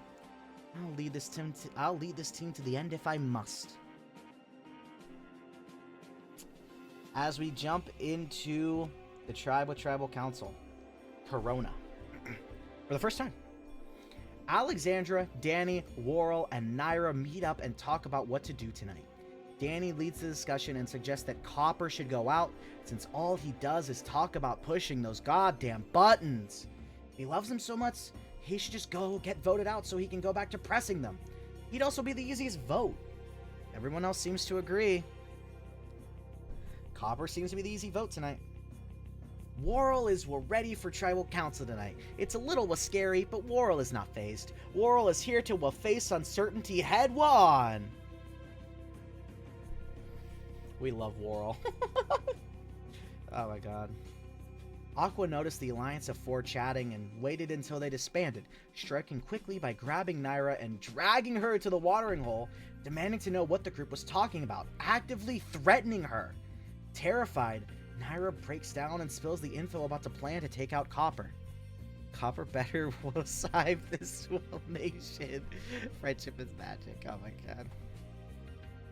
Aqua is, oh gosh, so scary. I didn't want to say anything, but I was so scared. Space die. Aqua drags Naira around more, bringing together her alliance with Brad, Gigi, Mama, and Zara to discuss tonight.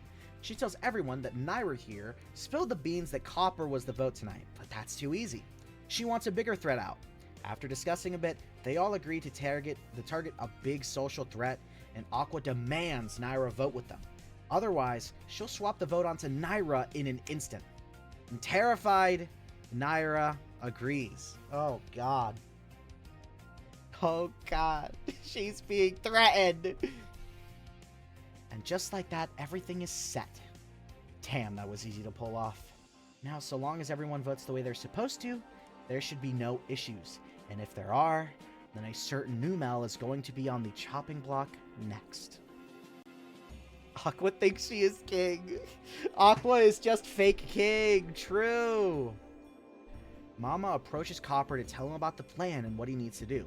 Copper agrees whilst droning on more about pushing buttons. That boy ain't right.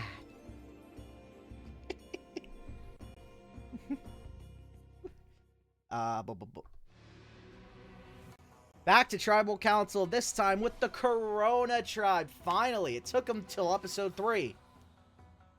But Corona Tribe is here at Tribal Council.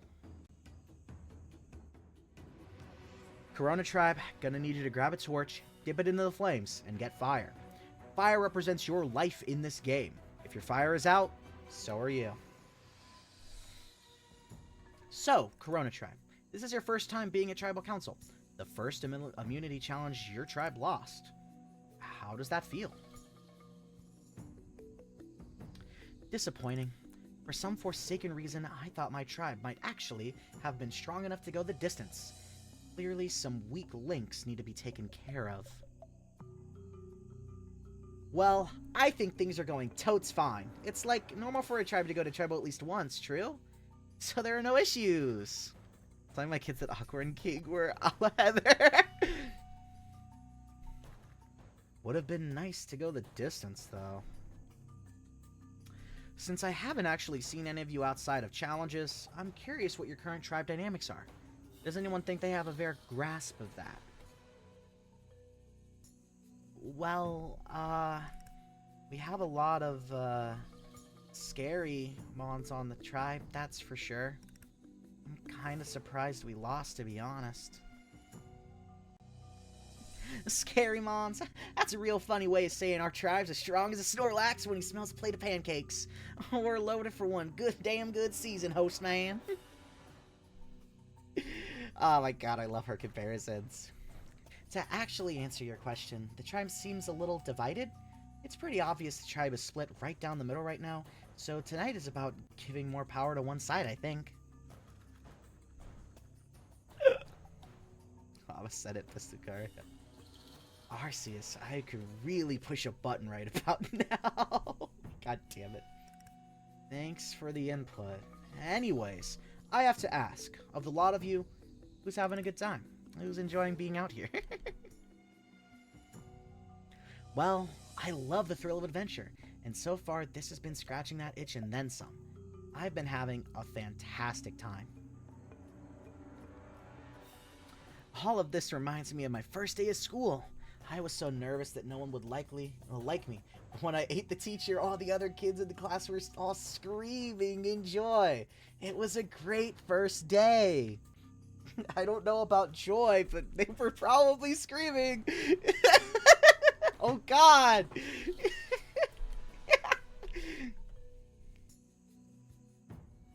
Warl is happy to be here. All of Warl's tribe mates are so accepting of Warl and his journey.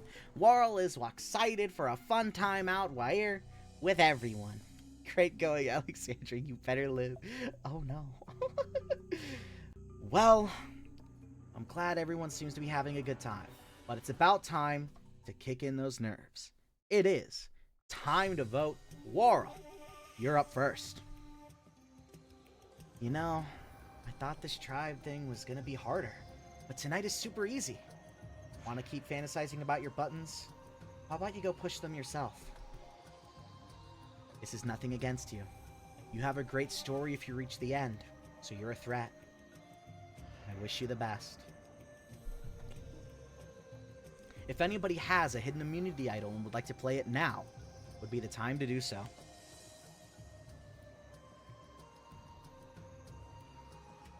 Alright, once the votes are read, the decision is final. Pokemon voted out will be asked to leave the Tribal Council area immediately. I'll read the votes. First vote. Warl. It's 1 vote Warl.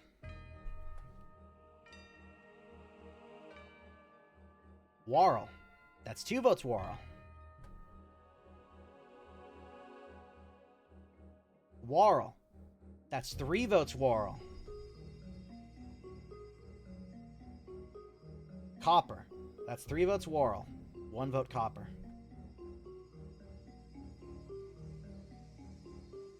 Warl.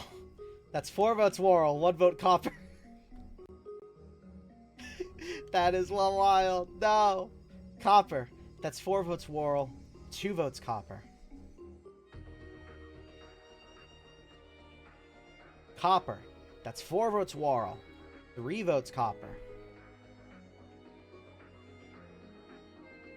Warl. That's 5 votes Warl. 3 votes Copper. Third Pokemon voted out of Pocket Survival with a... fuck! Third Pokemon voted out of Pocket Survival with a Koraidon Badlands. Warl. That's 6 votes. That's enough. You're gonna have to bring me your torch. It's okay, everyone. Warl still had fun out here. Warl, the tribe has spoken. It's time for you to go.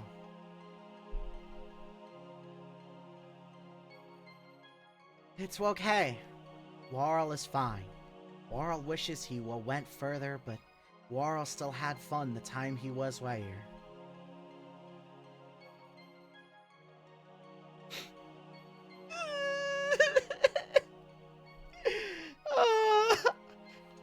He was so inspiring! Is Warl could say he knows no Warren. One by Warl, you whoa consistent. Whoa boy. Oh my god, we're gonna miss Warl. Episode 4!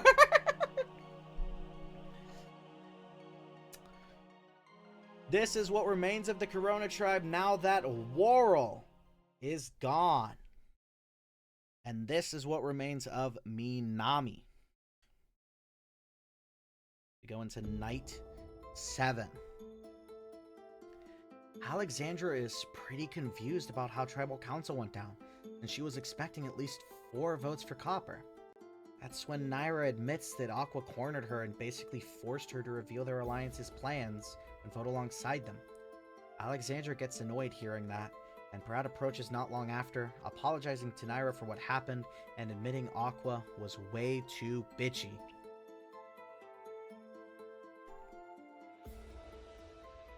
Oh, off from Apple Walnuts.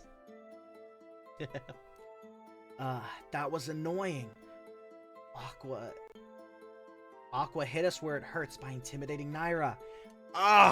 This reminds me of the... oh my god.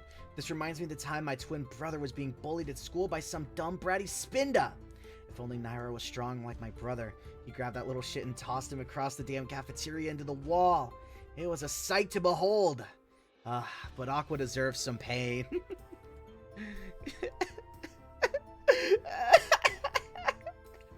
She's very violent. She has a very violent family. Is Alexandra gonna eat Aqua? Oh my god! Mama and Zara talk about the events that took place at and before Tribal Council, with Zara saying he didn't realize that Aqua was quite so intimidating and persuasive, managing to get all the info they needed with no issues. Mama laughs and admits that she respects Aqua for what she did and finds it pretty damn cool. Cassandra reminds me a lot of camp drama, all creamy, except more violent, and that is so funny. Damn, War Otter really proved just how much she deserved the war pot of her name. She's something fierce. Something I can definitely use to my advantage. I mean, who would want to vote for some hyper-aggressive brat to win $1 million? Siding with her was an amazing choice. She is the perfect player to drag to Final Tribal Council. Like Mareep to the slaughter. Why is this cast so murder happy? As we go into day 8. Ah! Reward! The second reward challenge of the season! 2 members from each tribe will be on elevated platforms, with the other 6 below having a set of planks. They must use the planks to help the 2 Mons get through an incomplete and particularly difficult obstacle course. First tribe to have their 2 selected tribe members complete the obstacle course wins reward. The reward for today's challenge is a visit from a local hunter who will teach the tribe how to hunt for smaller prey. I hate reward challenges. Grr. Why? Reward challenges are awesome! Corona, to keep the tribes even numbered, must sit 1 Pokemon out. They choose to sit out Brad. Yep, that's accurate. And the winner of today's reward challenge, Corona wins reward. They get a visit from a local hunter to teach them how to hunt small prey.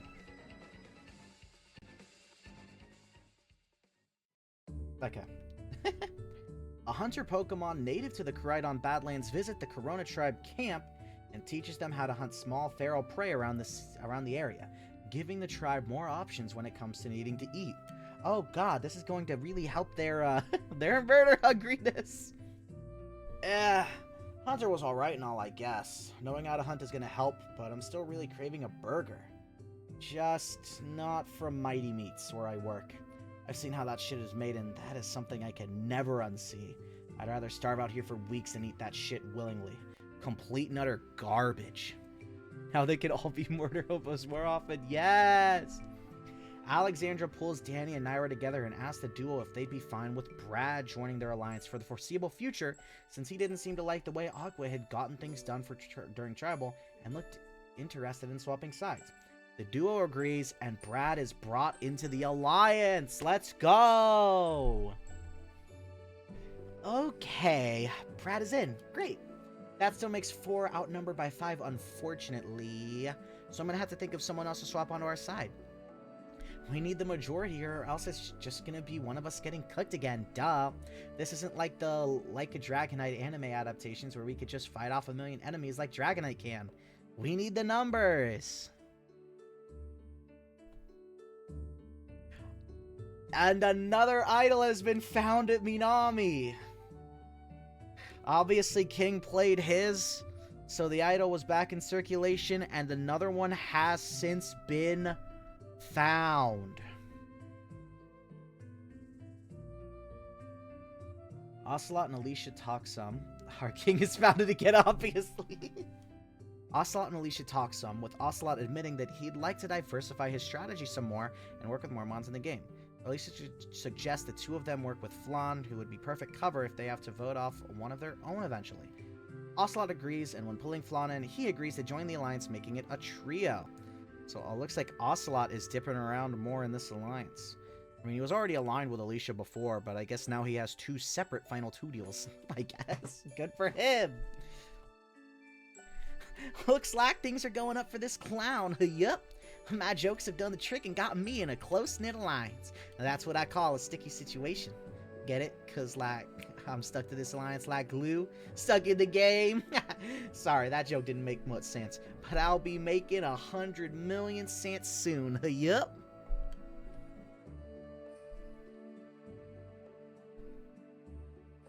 Now, was he going to day 9? Zara approaches Danny and, seemingly out of nowhere, asks what Danny thinks about making a move that would weaken Aqua. Danny's pretty surprised to hear this, since she sees the 2 water types around each other often. They seem close. Zara says that he's seen Aqua amass power far quicker than he expected, and thinks it's a good idea to weaken her power some. Danny is in full agreement. I believe in our clown. This literally couldn't have been more perfect. Like, I was just talking about needing another Mon to flip onto our side, and Zera comes strolling in to do just that for us. The timing alone is peak, nearly as good as the timing in some of the best animes out there today. Danny gathers around the others and tells them all about Zera approaching her, and how he's looking to weaken Aqua's position of power by working with them. Brad seems pretty skeptical since he's seen how close the duo is, but Danny is confident that this will work out in their favor. Zera seems smart about all this, seeing how much power Aqua's in right now, so he'd know what's best. I don't know, this just seems too good to be true. I'm trying not to be an asshole, but right now Danny just has a few screws loose. Like, Zera directly benefits from Aqua being in a position of power. What benefit would he have in taking her out now? Damn, some of these people are idiots. Brad smart? Question mark? King demands to know why Rue has not been on speaking terms with him the past few days. At first, Rue tries to ignore him, but the more he demands and bothers her, the angrier she gets. She finally gives in and shouts at him about how she thought she could trust him, but he's a terrible mon that doesn't deserve to be here. He's selfish, spineless, and acts like royalty even though he isn't. After taking all of that in, King's only response is stating that he is royalty. This makes Rue shriek in anger and stomp away. But I am royalty, Rue. But I am. King is actually short for Kingdom Hearts 2.5 HD Remix. Sweet King only not chance need redeeming qualities. How foolish of Rue. She's beginning to turn out like the other peasants I'm forced to contend with on this legend of Forsaken tribe. In all honesty, why are these mons so light in the head? I am the ruler of this tribe. Why can these simpletons not fathom this? King definitely has the keyblade. Rue sits down beside the first mon she sees, Poppy, and starts ranting to him about King and the fight they just had and how much of a jerk he is. Poppy tries his best to soothe her and calm her down, actually starting to put on the charm and get her more comfortable with him, which seems to be working, with Rue in such a vulnerable position. Oh my god, he's manipulating Rue. As viewers can fathom it, the others need to get more IQ points. True. Haha! What did I say? I can lay down the charm on anyone, just as I said. Man or woman, they are no match for my persuasive and flirtatious charm. The horny bug is striking again! As we're going into day 10. Which is the next immunity challenge. REX King put their meanies For this challenge, each tribe has to use a set of planks over a rope bridge to get all members across a large river. If even a single member of the tribe falls into the river, the entire tribe must restart. There is a checkpoint platform in the middle of the bridge that tribes can restart on once they reach it. First tribe to get all of their members across the river wins immunity. Losers go to Tribal Council, where someone will be the fourth mon voted out of Pocket Survival, the Koraidon Badlands. Corona, to keep the tribe's even number for the challenge, must sit a Pokemon out. They choose to sit out Alexandra, which, given the challenge, makes complete and utter sense. It is just the smartest play you can make.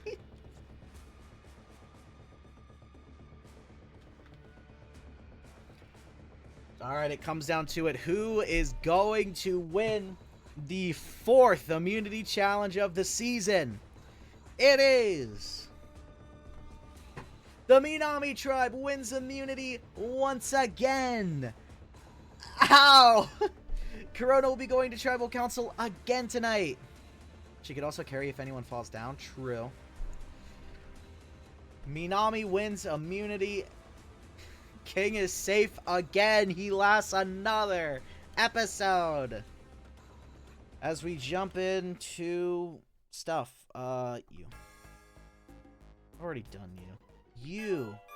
No, I did do you. Ah! Fine, you.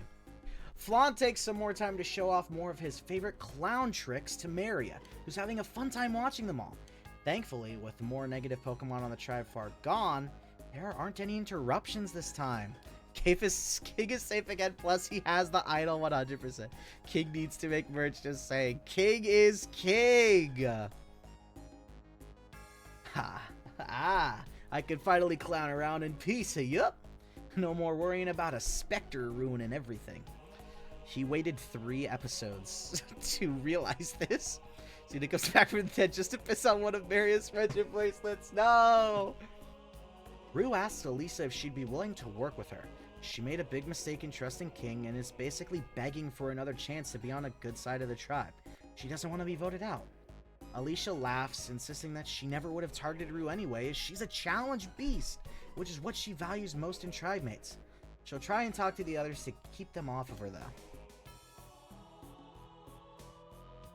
I hope Alicia was telling the truth there. Oh, the background got messed up. That's disgusting. I hope Alicia was telling the truth there. She definitely sounded genuine, at least. I still can't believe I let myself get fooled by that pompous asshole for so long. It was a mistake I learned from. I can't go on thinking I can work with Pokemon like that in the future. It just won't work out. At least Alicia has my back. Aqua scolds Naira for doing a terrible job in the challenge and seems to be solely blaming her for their loss. Naira is terrified from the shouting, while Alexandra steps in to try and defend her, saying she did her best. Aqua remarks that her best doesn't mean shit when she fell in the water 5 times, causing the tribe to have to restart multiple times all on her own. I don't know what Rue is talking about. King has like so many likable qualities. True! Aqua is so unbelievable, having the audacity to just scream at Naira in front of everyone. What a terribly disgusting Mon to have around. If she ever had a bounty placed on her, I'd enjoy getting the chance to rough her up. Damn right! Just seeing her there shouting makes me regret taking on the bounty hunter code. Never fight someone unless they have a bounty or they throw the first punch. I can only imagine how satisfying it would be to tear her apart. Okay. Okay, damn. Yeah, okay. The alliance of Alexandra, Danny, Naira, and Brad discuss what they should do when Zara shows up and suggests that the group takes out Aqua's easiest to manipulate vote in Copper. When the others ask why Zara is helping them out, he admits that he was close with her for a while, but seeing her ferocity has made him wish to see her weakened at the very least to undermine her game. Alexandra really wants that on her flash. Undermine her game? Yeah, right. If undermining her game involved getting rid of the easiest flip voter in the game, then sure. Each side of this tribe is locked in right now, save for Button Pusher, who doesn't seem to care about strategy or anything. He's an easy vote to flip come the merge, and that sort of player needs to be taken out early. This might piss off War Otter, sure, but I'd consider that a good thing. I've seen what she's capable of when she's pissed off. This is the perfect play to get us further. I just know War Otter wouldn't be up for it. Okay. Zara playing that strategy. Not unlike last Tribal, Aqua drags Naira away from the tribe camp and demands to know the other alliance's plans.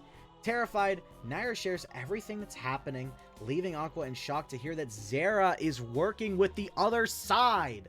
She demands to know if Naira is lying, but she insists that she's telling the truth. She doesn't want to get hurt. Alexandra X Aqua. That ungrateful, bratty fish. I can't believe he'd actually betray me like that. Taking out Copper, that's one of my votes. He's gonna regret pissing me off real quick. The only part of this I don't get is why he wouldn't... The only part of this I don't get is why he wouldn't target me directly if he's flipping. Why go after the button sexual? Naira's gonna need either a bodyguard or duct tape at this point.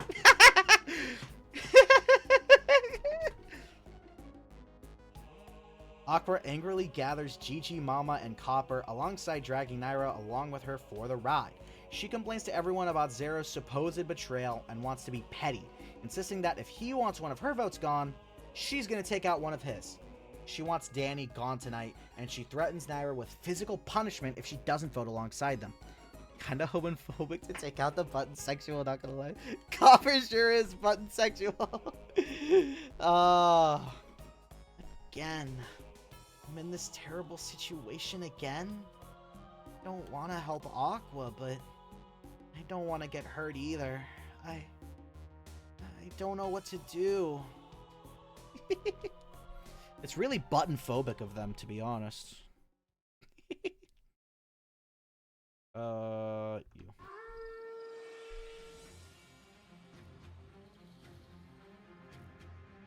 We are back at Tribal Council, the second time in a row that Corona has been to Tribal Council.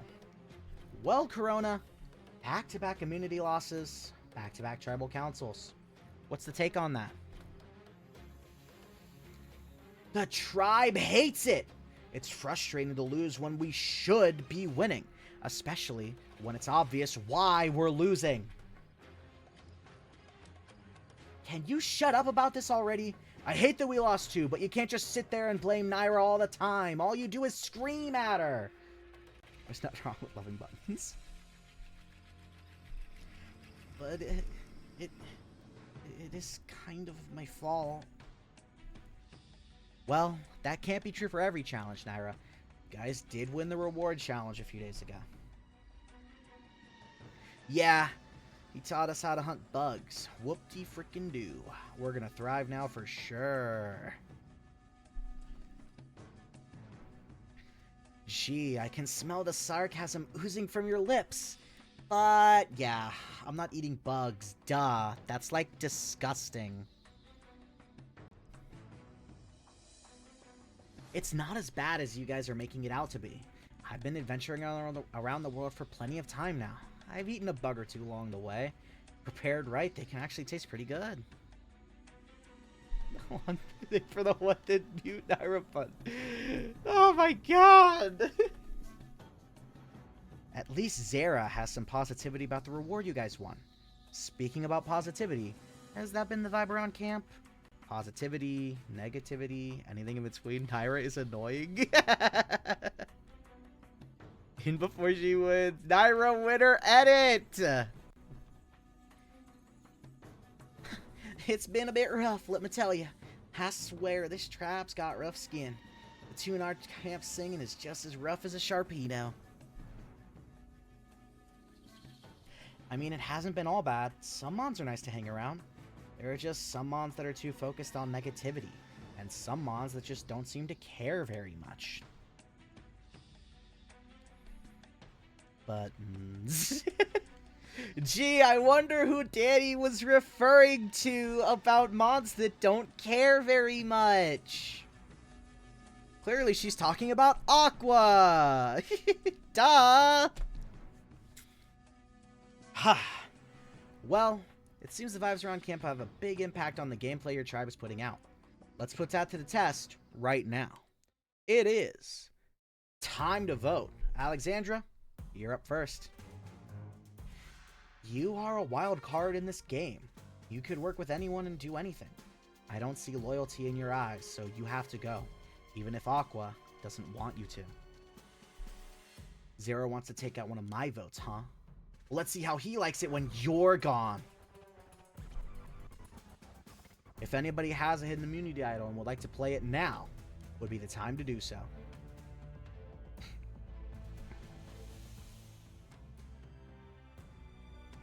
Alright, once the votes are read, the decision is final.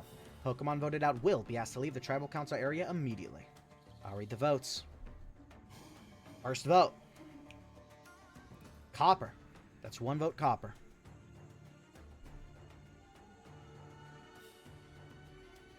Danny. That's one vote Copper, one vote Danny. Copper. That's two votes Copper, one vote Danny.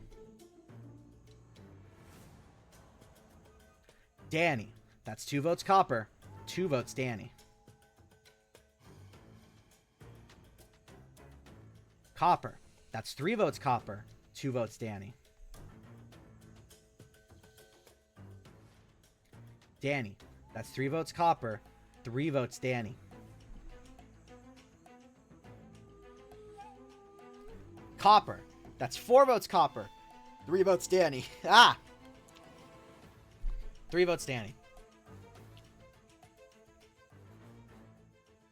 Danny. That's four votes Copper, four votes Danny, one vote left.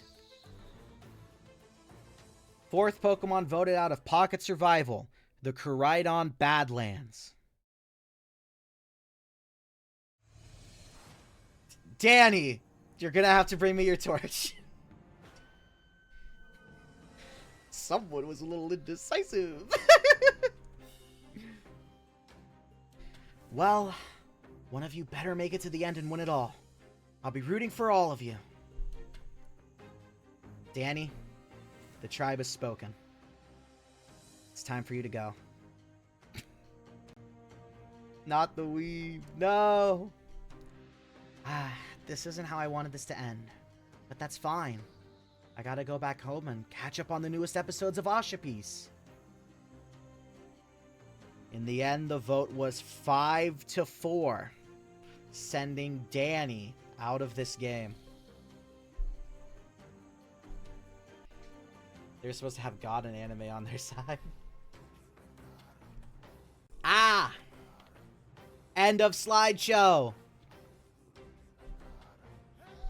You guys can hear, like, the music and everything fine, right? I haven't just been, like, playing this for no reason. I'm pretty sure, because I tested it, but you never know.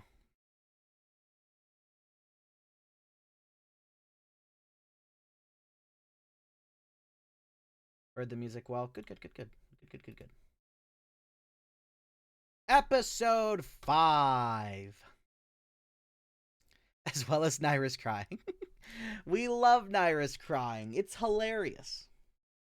She is getting bullied. Episode 5. The Corona tribe has lost one of their taller members. That left side is actually looking kind of barren. And meanwhile, the Minami tribe has not been to tribal council the past 2 votes. So they're still looking relatively intact. Minus their first 2 members that got voted out. This is a reward challenge? Or is this chill? Alright, we got a night. Night! Gigi tries to apologize to Naira about the treatment she's been forced to endure from Aqua, trying to comfort her. They beat the Fukega allegations, true. Oh my god. The backgrounds are getting fucked up! Okay, like, Aqua's strong and cool and all, but the way she seems to target and verbally assault Naira is not cool. It's super sad to see Naira so down in the dumps every time she gets accosted by Aqua over, like, nothing. I feel pretty bad for her. Aqua corners Zera and demands to know why the Vaporeon betrayed her. Zera laughs at the accusation from Aqua and insists he had a greater plan that would work out for them in the long run.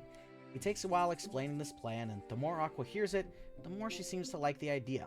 She scolds Zera for not having told her sooner, but overall, likes the idea and wants him to keep going with it. Oh. So that was Zera's plan all along, huh? A double-edged sword. Vote out a future merge flipper and earn the trust of the other side so they feel more comfortable with larger numbers, making it easier to pick them off. I wish I'd thought of that personally, but Zera has a strong head on his shoulders. Things being a fellow water type has its advantages then. Water type dominance. As we go into day 11, it's not a reward challenge. Fuck, that seems a little racist. What? Oh. I don't understand. Did it? Did it sound bad? Damn. Yeah, I guess when you put it like that, yeah. Water type dominance. Yeah, that does kind of sound a little bad. Whoops.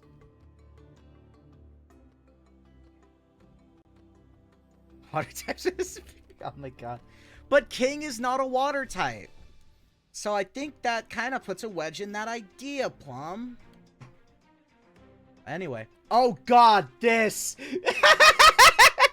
Oh my god, I just realized what this is. Flan is taking a nap in the shelter, trying to restore his energy, when he's awoken by this weird, prodding feeling. He finds King is pressing his feet onto the Alolan Grimer as if using him like some common footrest.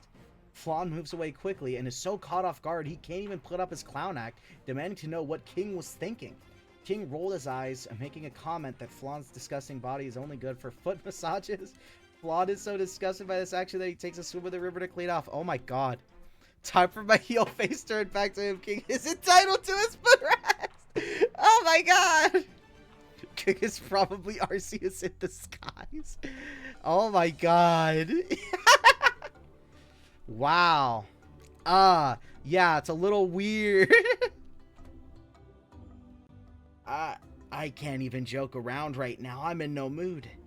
That was such a terrible thing for King to do. Clearly he sees that he's on the way out and is just trying to cause issues. But even then, how self-absorbed do you have to be to use a fellow tribemate as a footrest? He needs to go. Okay, Plum. Plum and Apple have very differing opinions on this. I don't know. I'm on Apple's side.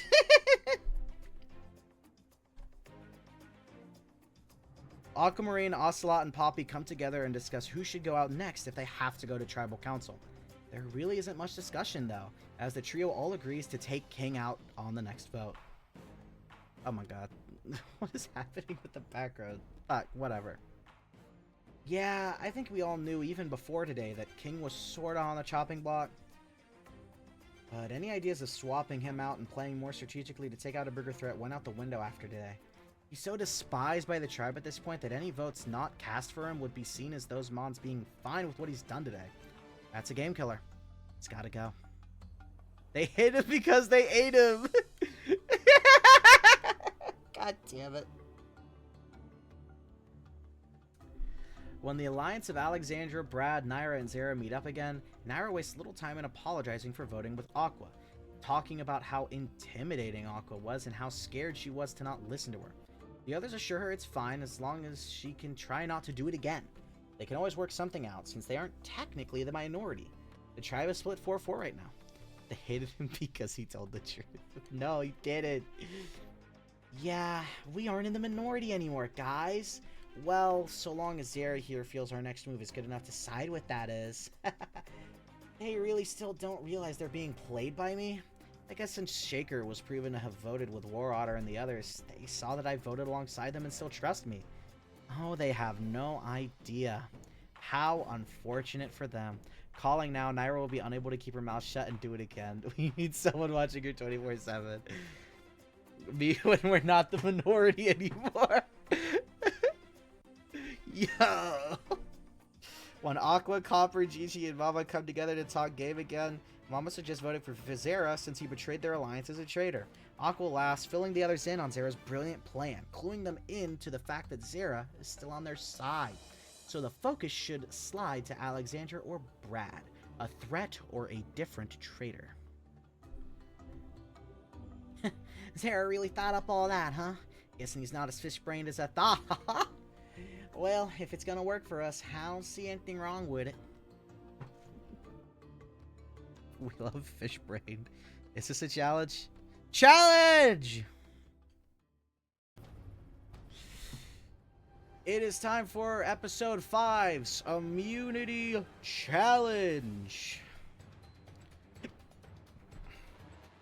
The tribes are given a large set of blocks that they must align like dominoes over a long, angular beam, whilst avoiding tripwires that would topple the already stacked blocks.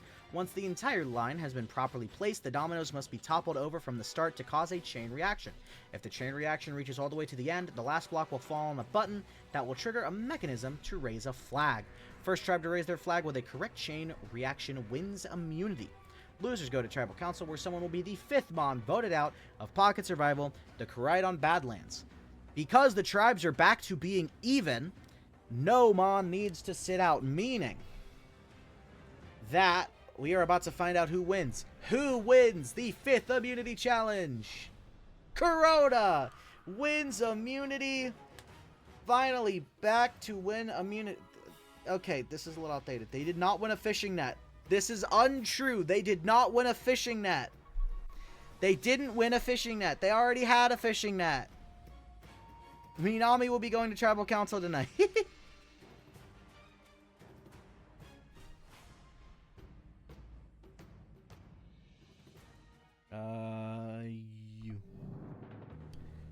Mama approaches Brad and asks why he hasn't used his wings at all to fly.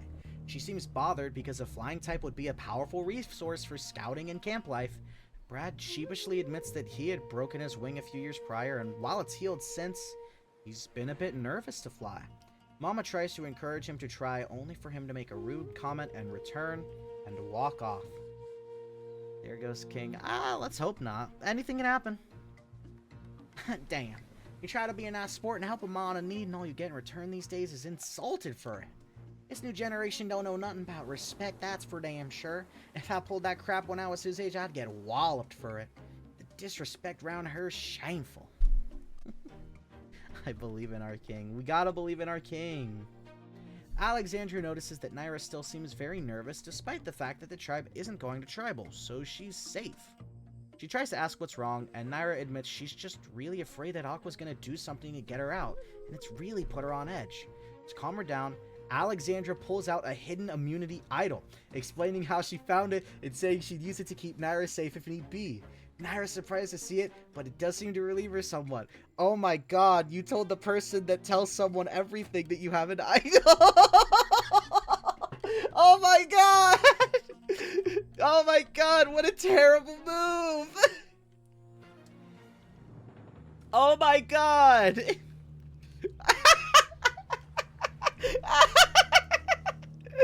Oh my god! Naira needs extra duct tape now. Naira's an alright mon. Sure, she has her problems and always seems to cave into Aqua's demands, but I have faith she can do better. She just needs a little push. Reminds me of a friend from my bounty hunting training. She always failed her exams by just a few points. She needed that little push. So I tossed her into the janitor's closet with a few books and prevented her from leaving the night before the next exam. I also growled and screamed at the door every few minutes to keep her awake all night. She aced the test, and to thank me, she never spoke to me again. She wasn't that good at bounty hunting, though. I think she's a receptionist now, or something boring like that. Oh, you poor soul. You poor unfortunate soul. Tired. She can't sign language. Oh my god. Oh, yeah, she might know that. She's an English professor. She might know sign language. There's a chance. Oh my god. And we go to Minami, who is going to Tribal Council tonight. Alexandra has a lot of great stories, truly just like Alchemy. Just like before their last Tribal Council, Alicia gathers the entire tribe for a tribe meeting and asks who everyone wants to vote for. The tribe unanimously agrees on voting for King after his selfish and disgusting acts, especially citing Flan and Rue's struggles with him. King, insulted as ever, leaves to look for an idol, insisting he will find it and play it again and make everyone regret hating him. Alexandra should go bake a meat friendship cake. Oh my god. Tonight better actually be the end of King in this game, or else I swear I'll beat him into a medevac myself. Damhan's gone too far too many times and hurt too many of us on the tribe. This is the first time I really feel like the entire tribe is united in a common goal. All of us. To vote out that sick, selfish piece of crap. After the tribe meeting, Alicia pulls Rue aside and double checks to see if the rest of the tribe has been more welcoming to her. Rue admits that the rest of their tribe has been much kinder since they last spoke, and thanks her for giving her another chance in this game. Alicia insists it's nothing, since Rue is a great challenge competitor that deserves to stay.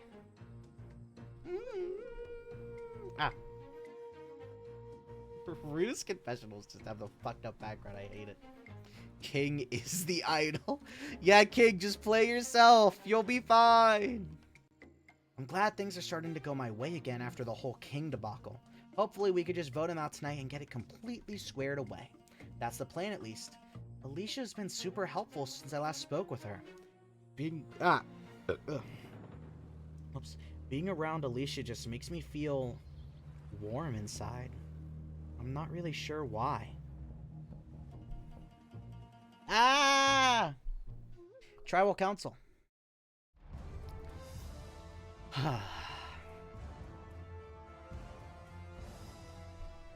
Kinda gay. We are back to Tribal Council. Minami is back. Hasn't been to Tribal Council for a little bit now. So, Minami Tribe, it's finite view tribal councils without you. Before tonight, the tribes were even again. Just means we're in one hell of a competition. Everyone's competing with their full effort, and both tribes are just evenly matched. I wouldn't have it any other way. Ridiculous. It would be significantly better if we were only winning, Alicia. That said, losing does pose the chance to take out weak links every now and again. It's not the end of the world. He would pass off perfectly as the idol if the idol wasn't him all along.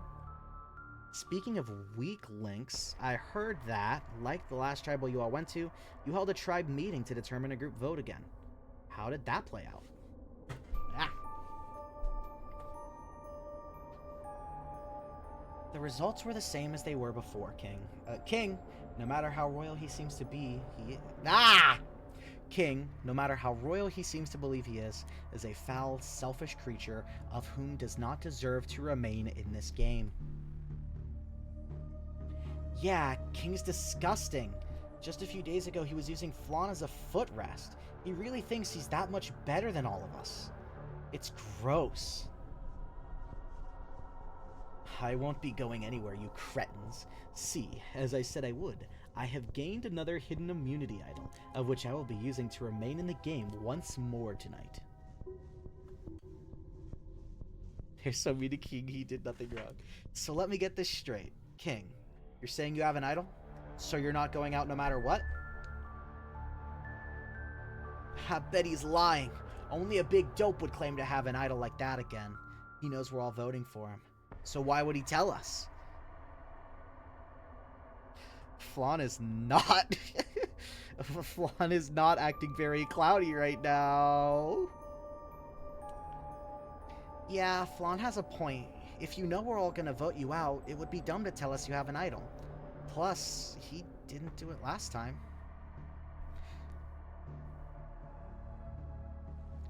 Idol or not, it doesn't matter, King. You could play a damn rock for all I care. You betrayed my trust and treated me like a puppet. I'm voting for you no matter what. Nothing will change my mind. So, Flan graduated from clown school so hard he passed back around to being ultra smart. I think he's still just really insulted about being used as a footrest. That's my headcanon. Well, let's put this vote to the test then. It is time to vote. Ocelot, you're up first. I can't believe I've let you hold so much power over me up to this point.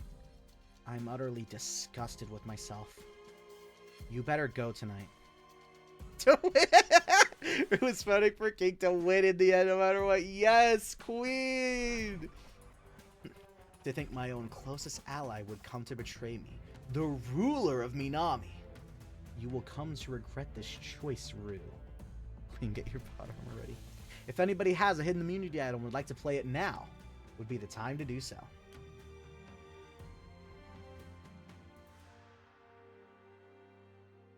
Alright, once the votes are read, the decision is final. Pokemon voted out will be asked to leave the tribal council area immediately.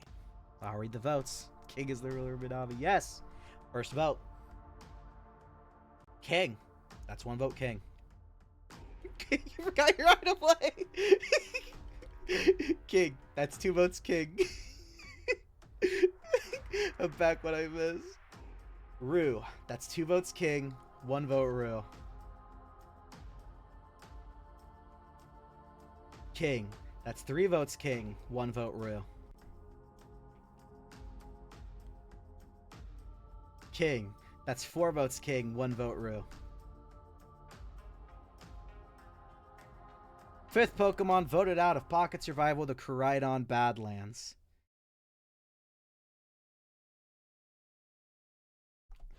King. That's 5 votes. That's enough. You're gonna have to bring me your torch. You insolent fools. You'll come to regret this. Every last one. This is not the last you've seen of me. It's fine, guys. He has a super idol. The game is almost rigged. No. King, the tribe has spoken. It's time for you to go. Those ignorant fools. They will regret the day they voted out royalty.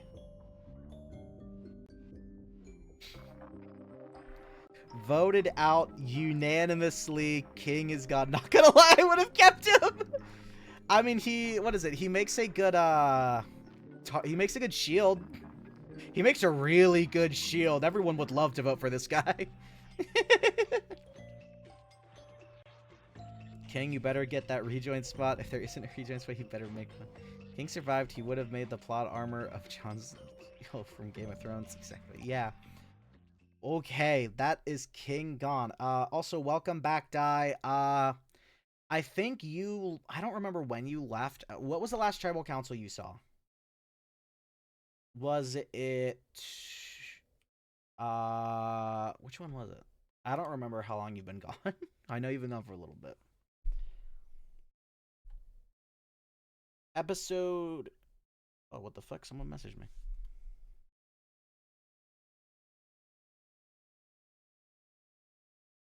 There you go. I'll wait for Dai to reply here.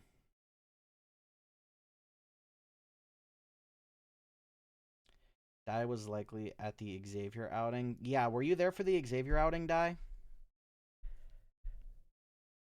Well, I know for a fact he wasn't there for either of the Corona tribal councils, which was the... Oh, which one was the first one? The Worrell vote and the Danny vote. Selena, you weren't even there for the Xavier Council. Oh my god. Yeah, what is it? King played an idol, canceled out like 7 votes, and idled out Xavier alongside Rue. It was a crazy tribal council. And then Corona lost the next 2 tribal councils. Worrell went out first, and then Danny went out. So that's kind of what happened there. And then you just saw that King just went out, who's kind of been on the outs for a little bit now. We will miss our Giga Chad King. Well, he said that he'll be back. We'll just have to wait and see. Episode 6. Corona tribe. Minami tribe. They just lost one of their really big members. King's gonna... Yeah, he will be back. King will be back. King. Night 12. The entire tribe comes together to celebrate King finally being voted off their tribe and out of this game. Of everyone celebrating, Flan and Rue seemed the most ecstatic out of everyone since they both had personal beef with King. King's the new host of Be Dope. Oh my god. He's gone. He's finally gone. The nighttime sky looks far prettier, the Badlands smell much better, the sound of the river rushing past camp even sounds better. That jerk is finally gone, and finally, I can play for myself in this game now, without this big fat scolipede forever chained to my leg.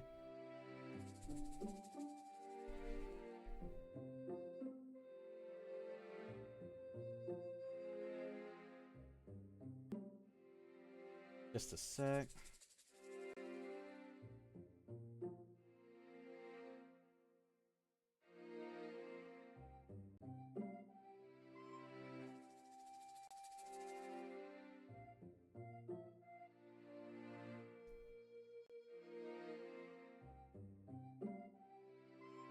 Yo, bad roof. That shaming isn't cool. Yeah, that's the problem. That's the big problem here. Poppy notices that Rue is having trouble falling asleep that night, and when he asks why, she admits that she's still way too giddy and excited after finally voting out King at Tribal, and just can't will herself to sleep. Poppy tries his best to calm her down, managing to get her calm enough to fall asleep. It's only cool when King does it. Rue is a very nice girl. She's been plagued with trouble ever since she first spoke with that damn scolipede. Clearly today has been her favorite day in the game so far. I mean, it was just a vote that seemed easy for everyone, but she's taking this very personally, in a good way. It's almost like this weighs on her like a personal life achievement, which doesn't make much sense, but hey, I see where I can maneuver my charm and I use it to my advantage. That's what I'm all about! As we move into day 13. Is this a reward challenge? Reward challenge! We got another reward challenge on tap for you. Everyone loves reward challenges. Everyone. 2 tribe members each hold onto a rope that is being used to hold up a large net above the ground. Members of the rival tribe must toss coconuts into their opponent's net.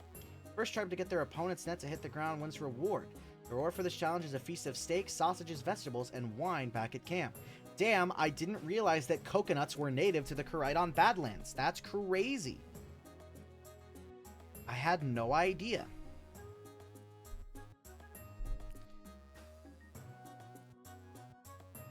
Oh yeah. The Corona tribe, to keep the tribe's even number for the challenge, must sit a Pokemon out. They choose to sit out Naira, which honestly is probably the best choice they can make. Corona wins reward again. I mean, Corona's been winning most of the rewards this season. So that's not very surprising that that does happen. They win a feast back at camp!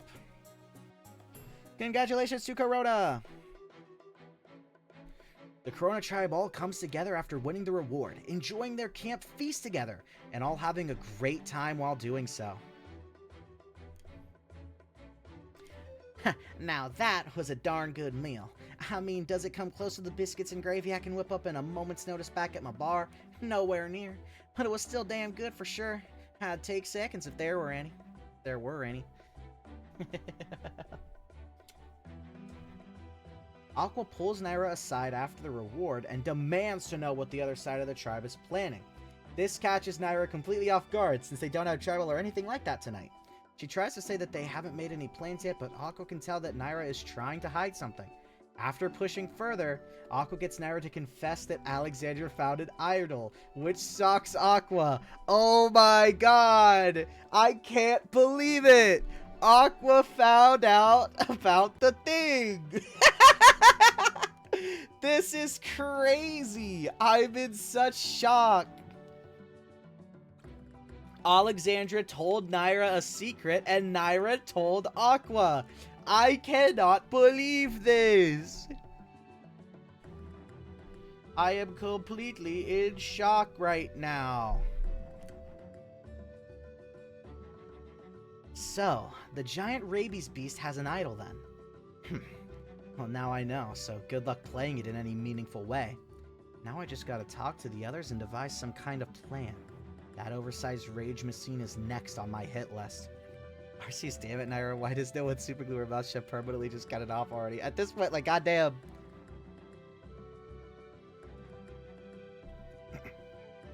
Ocelot and Rue talk strategy, mostly related to strategy going into the merge. Ooh, they're already talking merge talks. Ocelot's taken note that their tribe seems disorganized, like there may have been some cracks within, and Rue agrees that she's noticed that too.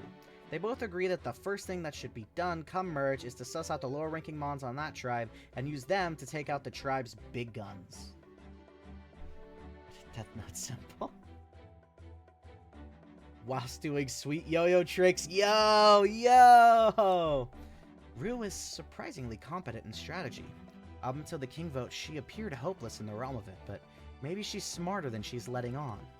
If that is true, she is more of a threat than I have been led to believe.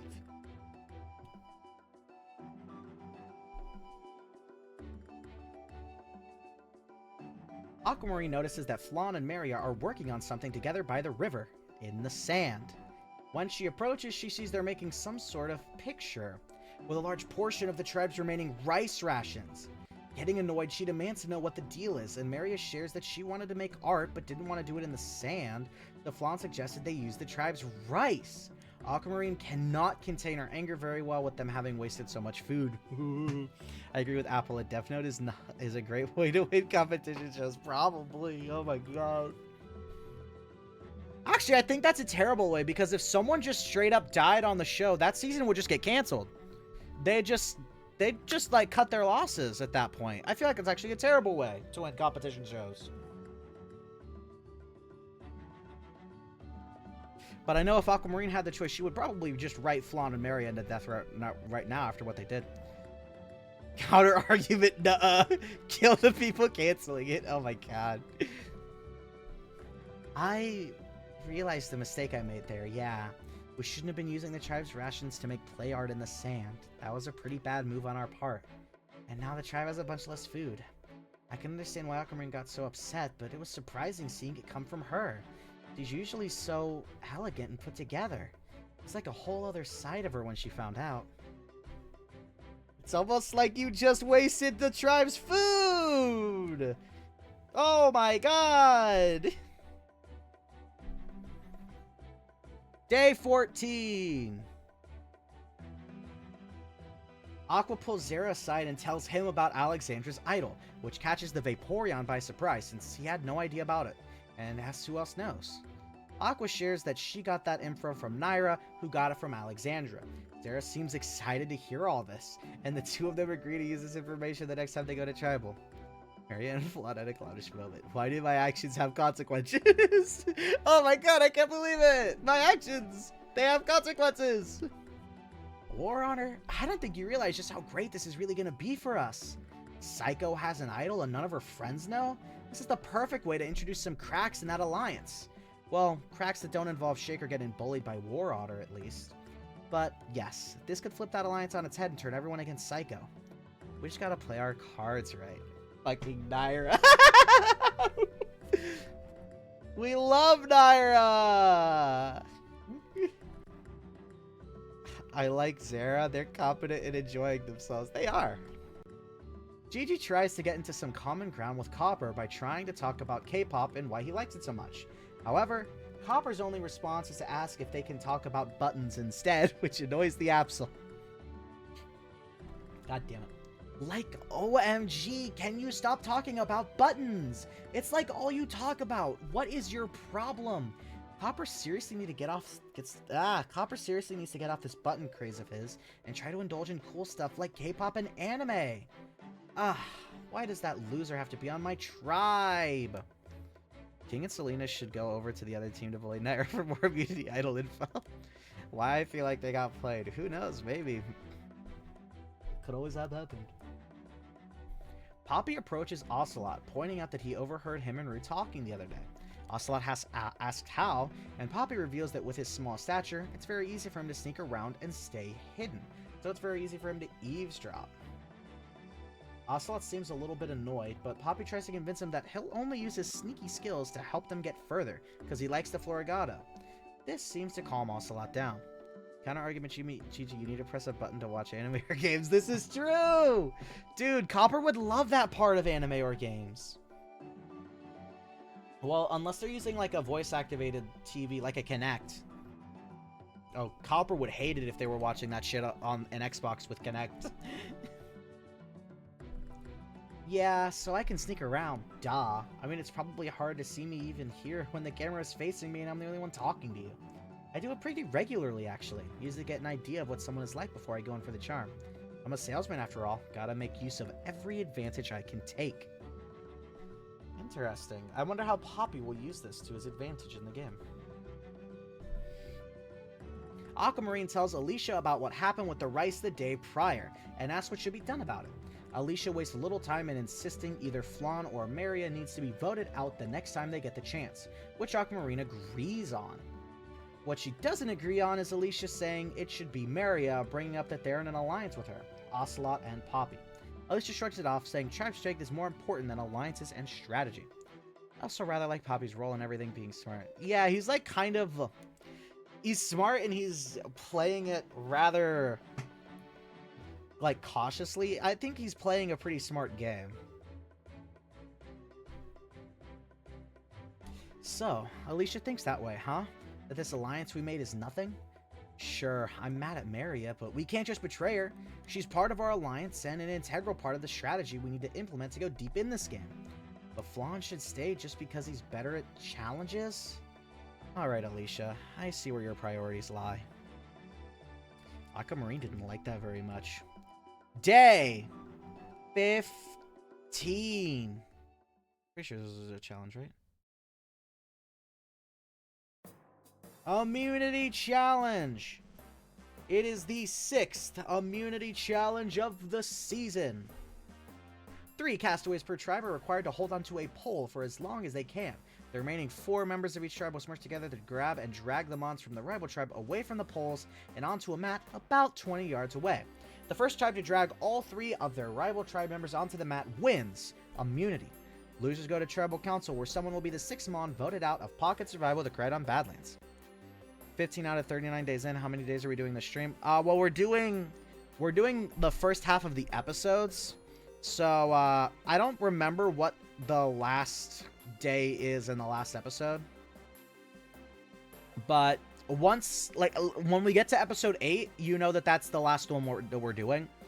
Which means it'll be, like, anywhere from 2 or 3 days by that point left.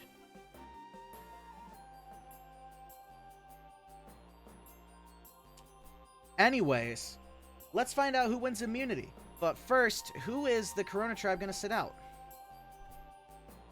They have to sit out Brad. They've been sitting out Brad a lot. What episode are we at right now? We are at episode 6. So there isn't too much left. There's like 2.5 episodes left before we're done for the stream. And then we'll continue the rest tomorrow. I'd say like probably about an hour to hour and a half maybe. Anyway, let's find out who wins the 6th immunity of the season. It is the Minami tribe comes back and wins again, which means Corona is going back to Tribal Council, which means again the tribes are going to be evenly matched coming out of tonight's Tribal Council going into next episode. That is very intriguing. Oh. During the challenge, Copper gets part of his nose chipped off and needs to get checked out by the medical team. There will be an update before Tribal Council. Uh-oh. That can't be good. Thing tells me Naira's going to fuck up another ceremony for them. Probably. Let's hope Copper's alright. That's not good. Copper, you better not leave that effect. Maria is super happy after the challenge, stopping everyone once they get back to camp and thanking them all for doing such a great job. She's especially ecstatic because she made friendship bracelets for the entire tribe a while ago, and before this challenge, she'd finally convinced everyone to wear them going into the challenge. Finally! They're repping that tribe pride with those friendship bracelets. We love to see it. Yay, friendship! I'm so happy everyone agreed to wear the friendship bracelets. It felt like such a nice way to reunite us after all the king drama we had to deal with before all this. Finally, we can relax and not have to worry about that meanie. Tribe pride. The trio of Aquamarine, Ocelot, and Poppy talk over what they should do the next time they go to Tribal Council. Aquamarine shares that what she heard from Alicia about wanting Maria gone.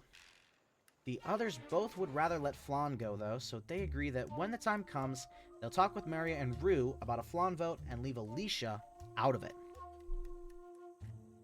Trying to be sneaky. This is not a difficult game of strategy, when you have brains at least. Alicia wanting to turn on an ally would be an idiotic play for all parties involved. The time for betrayal is nowhere near now. That will come soon enough. So long as we get to the merge intact like this. There are some beasts on the other tribe I want to handle. The Tyrantrum and the Samurott in particular, I believe would be some exhilarating trophies to take down myself. Trophies. It's talking like it's the hunt or something. As we go to Corona, who has Tribal Council tonight. Aqua, Gigi, and Zara meet up, with Aqua also dragging Brad and Naira in and telling everyone about Alexandra's idol. Brad and Gigi are shocked, with Zara acting as though this is the first time he's heard the news. Aqua makes a speech about how they may be two opposing sides, but Alexandra cannot be allowed to take that idol into the merge. She needs to go. Brad seems reluctant, though Zara being on board gets him to agree too. She'll tell Copper if he gets back alright. I don't know how I feel about this. Aqua's a bitch. I don't like working with her. But Alexandra's already dangerous as hell. Having an idol is only gonna make it harder to handle her. Fuck, man, this shit's tough. Alexandra, Brad, Naira, and Zara come together and all decide that even if Copper is fine to continue, they're still gonna vote him out tonight, as he's one of the easier votes they could pull off in the game. I don't know, man. They've already tried to vote him off twice, and both times it failed. So... I don't know. Well. Another simple vote it's gonna be. I want to get that mean-spirited brat Aqua out real damn bad, but everyone else still wants Copper. So it'll have to do. Copper press the immune button. Oh my god, Copper winner edit? Copper has the winner edit, guys. Alexandra notices Naira seems nervous again, and this time Naira tries to insist she's fine. Alexandra shares another story, though, about a friend that was too nervous to ask her crush out to prom, so Alexandra grabbed the friend and rampaged into the classroom the crush was in, destroying the wall and much of the room before tossing her friend in front of her crush and demanding she asks. The crush even said yes! Basically, if Naira is nervous, she will do whatever she can to help her out. I don't know what to do. Alexandra's... She's one of the only big mons that's ever been nice to me, but I don't want to get hurt by Aqua. I really want to tell Aqua, but maybe I should. Oh, there was one more thing. After being checked on by the medical team, Copper is cleared to continue in the game! They were unable to get the chipped off part of his Copper's nose back on, but it does not seem to be an injury that requires any treatment. Copper is fine!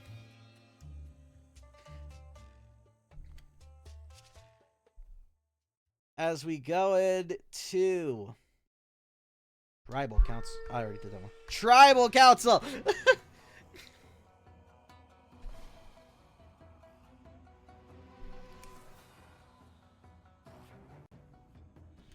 Alexandra better not be eliminated. Alexandra is great. Welcome back to Tribal Council, Corona. Though, with the medical scare that happened earlier, Tribal even happening tonight was in some doubt. I told them I was fine. It's just some rock on my nose. Nothing some button therapy can't relieve me from. Oh my Arceus, can you shut up about the buttons, man? Damn! You're so annoying! Sorry. Well, after tonight, the tribes will once again be even going forward. It's 7 apiece. Like I say all the time, we should be dominating the other tribes. The fact it's this even is insulting. Aqua Aunt Brat, she dom me mom. Oh, come on, Aqua. This just means the merge is gonna be close and thrilling. Lighten up a little, won't ya? Copper in his possession probably has an eye review button. Why hasn't he used it? I gotta admit, the tribes being even going into the merge does sound thrilling. Now that would be a fun game to maneuver around. It'd be fun, yeah, but we ain't here to have fun. We're here to win. As my pa always said, it's not about the journey, it's about the destination. I mean, you should probably reverse those, but close enough! A lot of you seem to have the merge in mind. Does anyone have any ideas how that's gonna go down? I mean, like, ideally, we all work together and reach the end like besties, right? But, I don't know. We don't all work together very well. All this talk about the future. I just want to focus on the now. Well, if the now is what you want, then we'll get straight to the point. It is time to vote. Alexandria up first! We've called you the easy vote every time we've walked in here. Let's hope we can commit to it this time, okay? I've been waiting a long damn time to write your name down. When you get back home, go see a therapist. You should be diagnosed as the psychopath you've proven yourself to be. If anybody has a hidden immunity item and would like to play it now, would be the time to do so.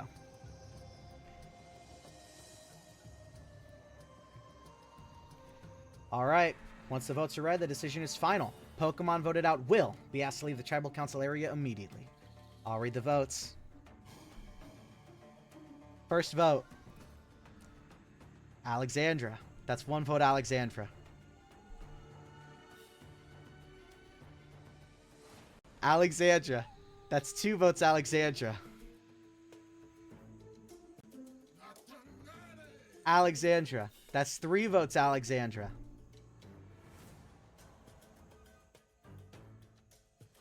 Alexandra. That's 4 votes, Alexandra.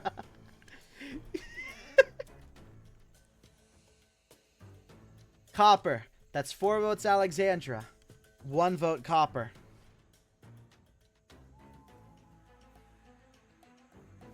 Sixth Pokemon voted out of Pocket Survival the Koraidon Badlands. Alexandra. That's 5 votes. That's enough. You're gonna have to bring me your torch. I was with you all for the long haul, damn it. Loyal to the end. Why would you turn on me? Alexandra, the tribe has spoken. It's time for you to go. Damn! They all voted for me? Ah, I wish I knew to play my idol. This is infuriating! Ah! Naira finally kept quiet, guys! This is what you guys have been wanting, right? You guys have been wanting Naira to not talk? She didn't talk this time.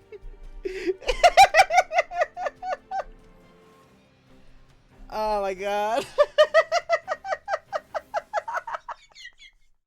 I was low-key rooting for her. Oh my god, Alexandra's fucking great. I love Alexandra.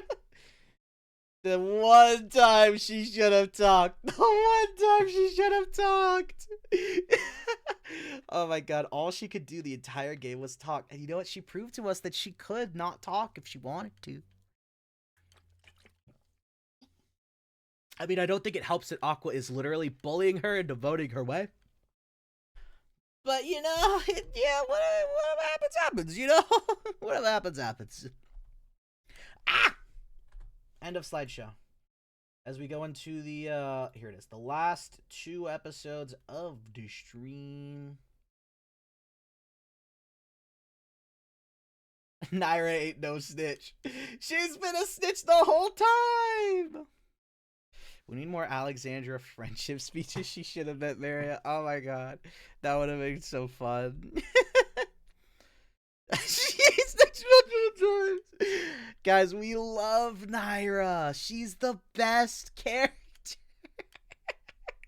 Everyone loves Naira. Everybody agrees.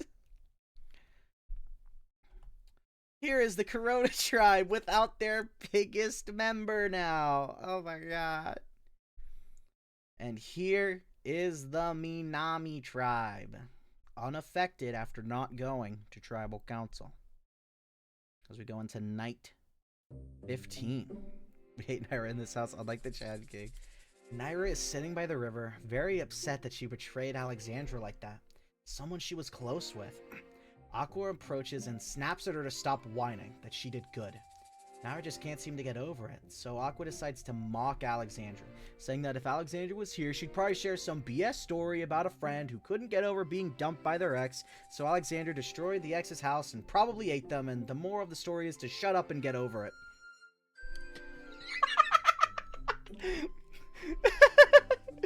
I mean, how right is she, chat? How close is Aqua? How close is Aqua?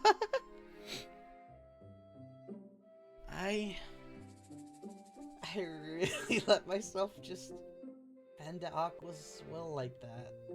And I'm so pathetic. Oh, stitches get stitches. What the fuck are you talking about? Aqua is very right. Tell that camel to shut up. Wow, no one likes Naira. That's crazy. Brad seems annoyed after Tribal, but Zara tries to comfort him, insisting that taking Alexandra out was the right call. Sure, they may be down in numbers, but they'll find a way to come back. Maybe the merge will come soon and save them. Hearing this does seem to relieve Brad at least a little bit. Heal Aqua, period for wait, what? Heal Aqua. This is Naira's Joker arc. Oh. Dude, Aqua is being very Drew McIntyre right now.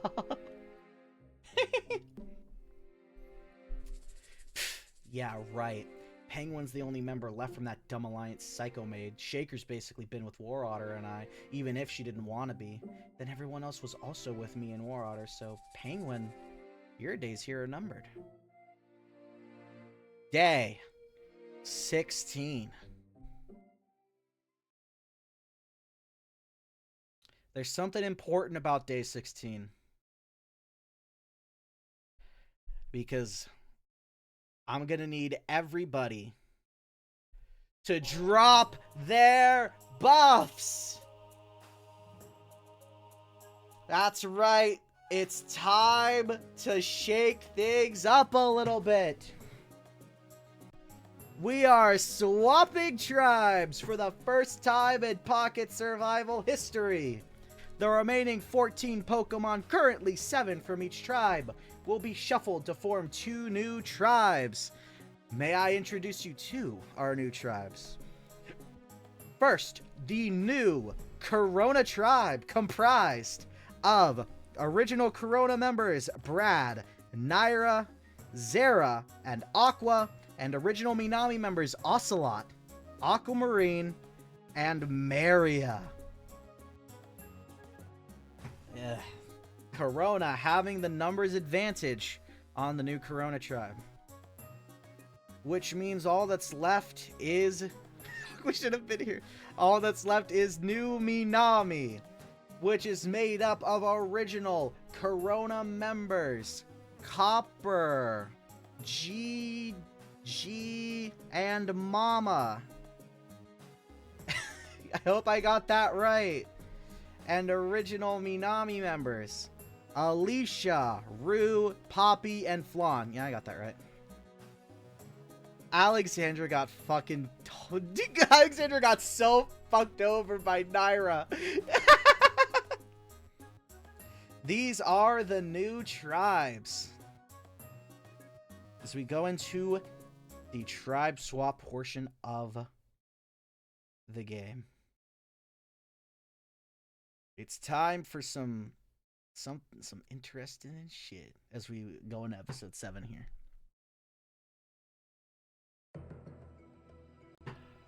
Back at the Corona Tribe camp, the new Corona Tribe gathers around the Corona camp and introduces each other. And the members from Old Minami are showed around the camp.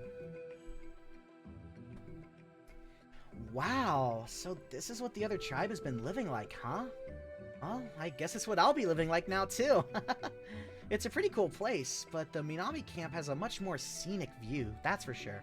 Everyone here seems so cool. I'm excited to get acquainted with all these new friends!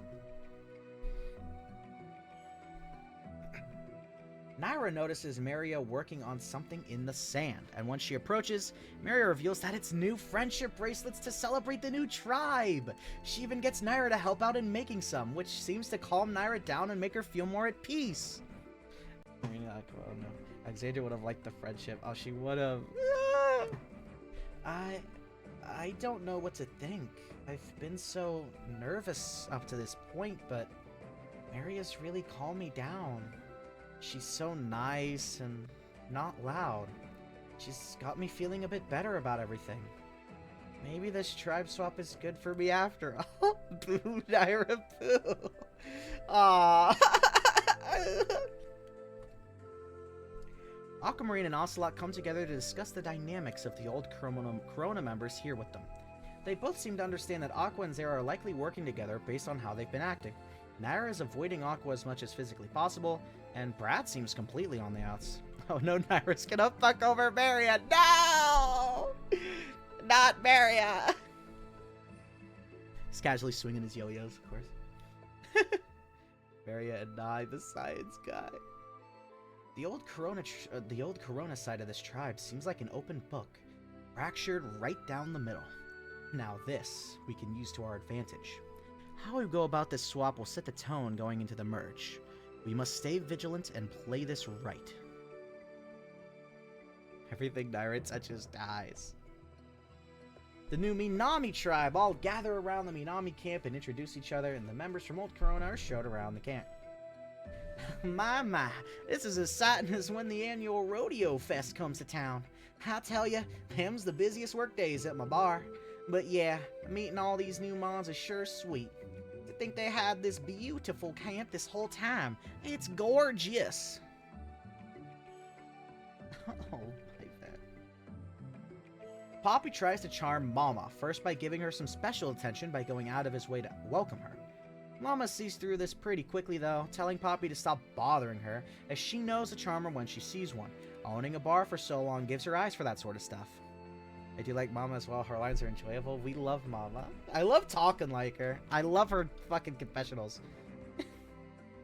I saw that milk tank and thought she'd be pretty easy pickings to pick up an easy ally. Damn was I wrong. She owns a bar, she said? Bar owners tend to see through me pretty quick. That's annoying. Oh, damn. Flan tries to get in more Mon's good graces by showing off some of his clown tricks, which most of the others don't seem to care for, except for Copper, who seems to like watching them. He even asks if Flan has any button-based tricks. Oh my god, Copper branching out to clown tricks! Well, the button closer likes my tricks, yep. Looks like I'll need to pull out the old water shooting flower. He'd love that one. Aw, this is adorable!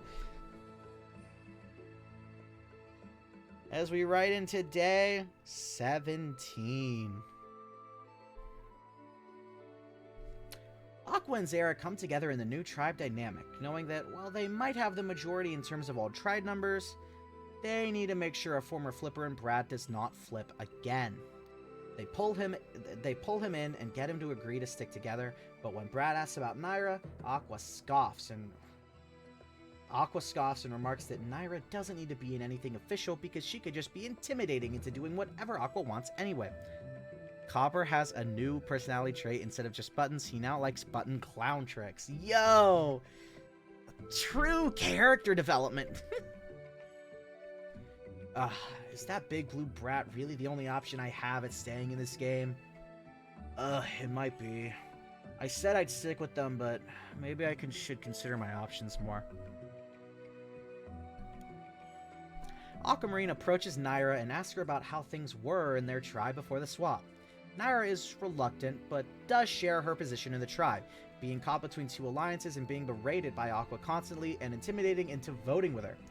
Aquamarine tries to reassure her that that doesn't have to be the case anymore, and they can work together to prevent it from happening again. Naira thanks her. Oh no! Aquamarine is the new Alexandra! No! Fuck! Uh-oh! Uh-oh! Oopies! Oopies! It's gonna happen again! Damn, poor Numel. Her whole time so far has been stuck between two massive, intimidating beasts, having to tightrope between them out of fear of being hurt by them. Aqua's that ferocious, huh? She's someone to look out for.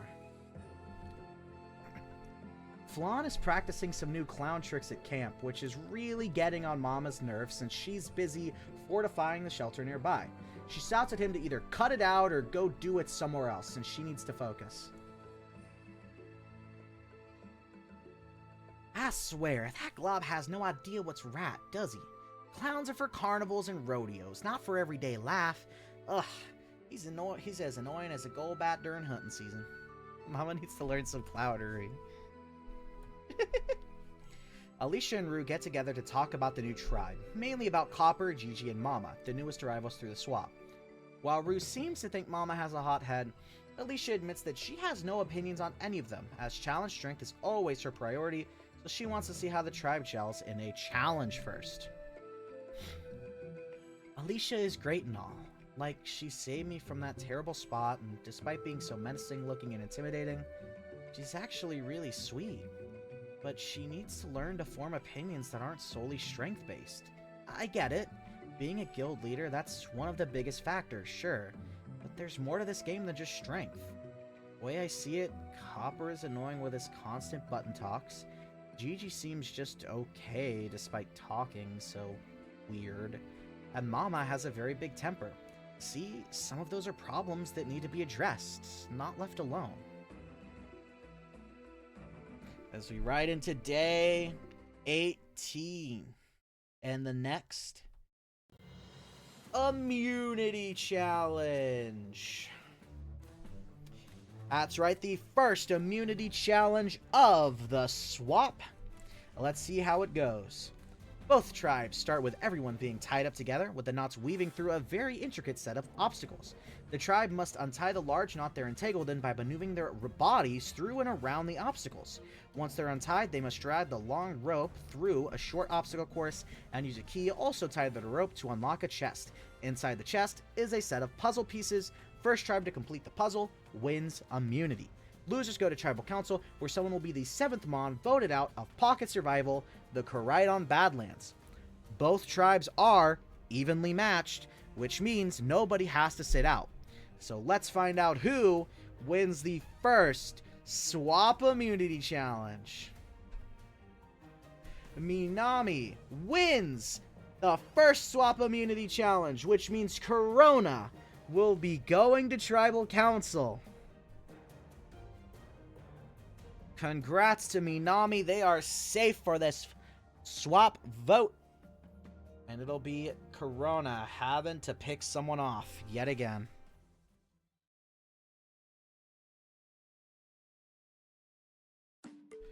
And we go back to camp.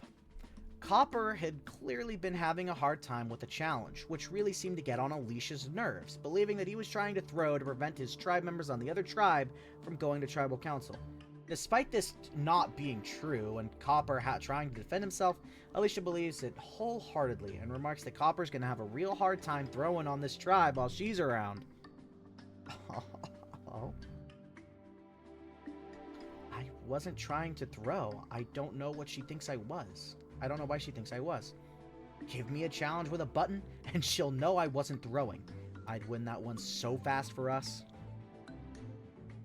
He's probably right. That's probably not a lie. The trio of Copper, Gigi, and Mama come together and talk about what they think is happening over on the other tribe. Mama speculates that Aqua is probably running the show, which the others agree with, and they believe an old Minami tribe member will go out tonight. Mama thinks it would be the Fennekin, while Gigi thinks it'll be the Floatzel. Copper has no comments as the conversation does not relate to buttons. Buttons are Copper's only personality trait. He's telling the truth. And look, this event just proved it even further. There's like no way Aqua isn't in charge over there, right? Aqua and Zera are like siblings with how close they are. They can get Naira to vote with them totes easy.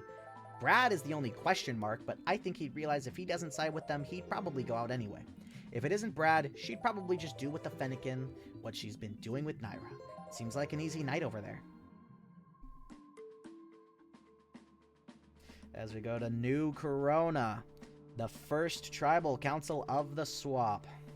Aqua, Brad, and Zera all meet up first, agreeing to vote for Aquamarine tonight, as she's the only Aqua worthy of being in this game.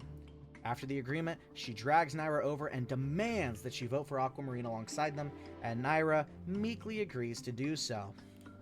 Oh my god, it's already happening. Wasting very little time. Well, War Otter seems to have tonight's decision made, though admittedly, I'd prefer something else. I still gotta come up with a good nickname for Aquamarine. But I guess if she goes out tonight, that won't matter. We're fellow water types, though. Me, War Otter, and the Floatzel. So it would have been nice to keep her in and try to work something out between the three of us. Fucking Naira again. She's already selling out everyone nice to her. Wasting very little time. Aquamarine notices that Naira looks very upset, and when she asks why, Naira admits that the others want to vote her off and are demanding she votes with them. Aquamarine tries to calm her down whilst processing this new information, and assures the new Mel she'll do everything she can to stay in this. Okay.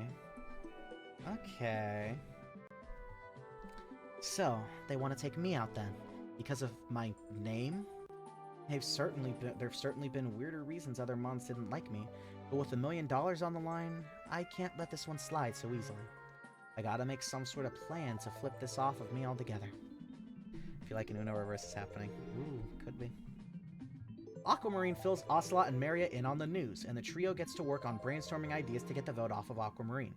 They agree on who they should target out of the others first, picking a safe vote that no potential idols would protect. Then, Aquamarine and Ocelot come up with a genius idea to try and get the votes off of the Floatzel. Proudly swinging yo-yos around. If this plan works flawlessly, it would be my first big strategic move of this season. One of many. It may not be going toward a high-profile target, but it will produce shockwaves in this tribe once it happens. We simply need a few things to go our way, starting with Maria. Aqua is relaxing in the river water just a few minutes before the tribe has to leave for tribal, when Maria approaches on the shore and asks to talk. Aqua lets her, and Maria informs her that Naira is trying to make a play to get her voted out. This shocks Naira. This shocks Aqua, since she sees Naira as someone who lacks the confidence to do something like that, demanding further information. Maria says that's all she has, though, saying that she sees Aqua as a friend, and that she'll vote with them however Aqua wants. Ah, they're trying to pull some shit together. They're trying to pull some shit together. Let's see how this goes. Now this is something I wasn't expecting. A coup from the weakest, most depressed Mon here. I'm not sure how much of this to believe, but... I don't know. I'm gonna have to talk to the others and let my gut lead me tonight.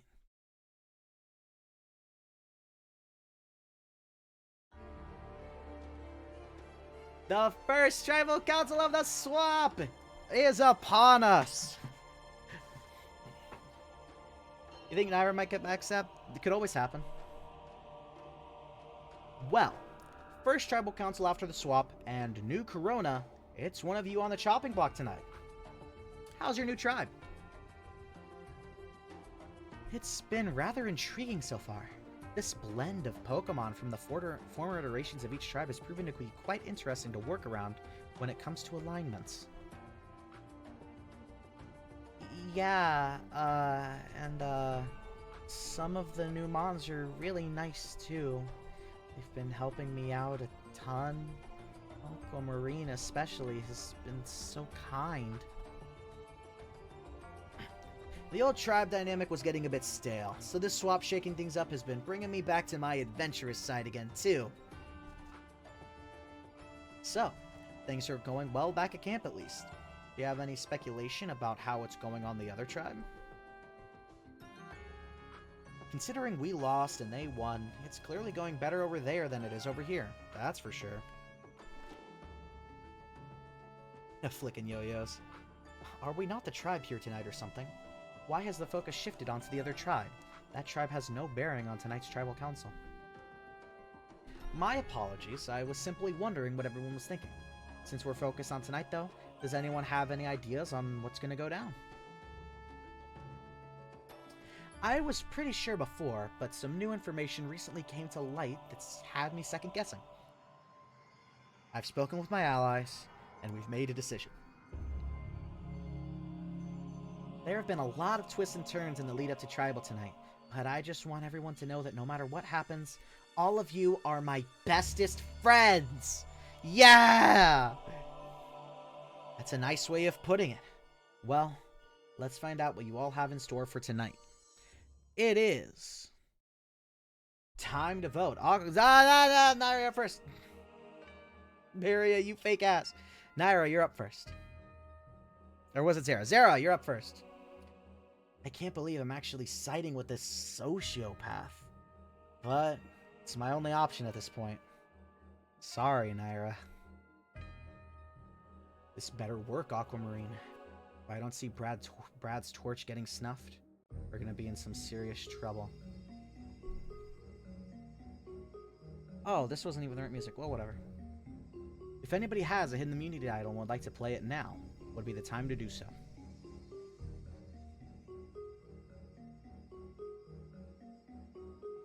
Alright. Once the votes are read, the decision is final. Pokemon voted out will be asked to leave the Tribal Council area immediately. I'll read the votes. That synced really well. First vote. Naira. That's one vote, Naira. Naira. That's 2 votes, Naira. Brad. That's 2 votes, Naira. 1 vote, Brad. Brad. That's 2 votes, Naira. 2 votes, Brad. Naira. That's 3 votes, Naira. 2 votes, Brad. Brad. That's 3 votes, Naira. 3 votes, Brad. 1 vote left. 7th Pokemon voted out of Pocket Survival, the Koraidon Badlands. Brad, for sure! You're gonna have to bring me your torch.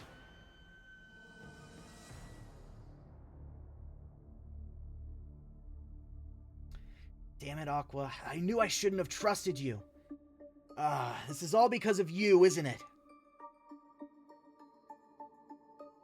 Brad, the tribe has spoken. It's time for you to go. Yeah, Brad wasn't that interesting. No!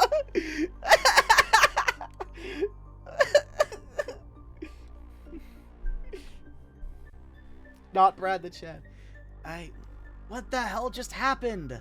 I thought I was safe tonight. Was Aqua lying or something? Fuck me, man. She can rot in hell after that shit.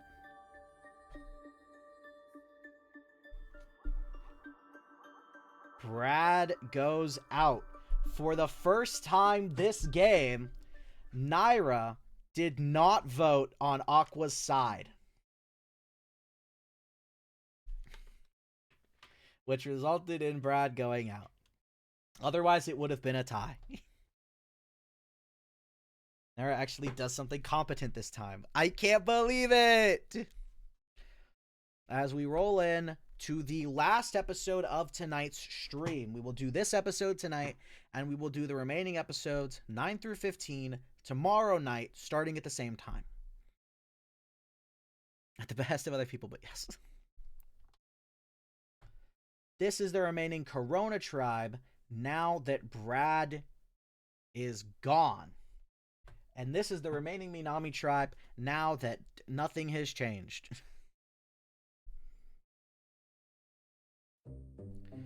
Night 18. After last night's tribal council not going their way, both Aqua and Zera are upset, since they had been duped by the lie from Maria and had Naira be used against them, leaving just the two of them alone, surrounded by rivals from all sides. They're all clearly working together. I mean, Minami tribe sure looks a lot bigger. They really do. This is terrible. We had everything lined up perfectly, but that one Fennekin got in our ear and screwed up everything. I should have been threatening Naira more before Tribal to make sure she voted with us, not taking the time to swap the vote from Aquamarine. I should have been all in on her. Why the hell didn't I just confront that little brat?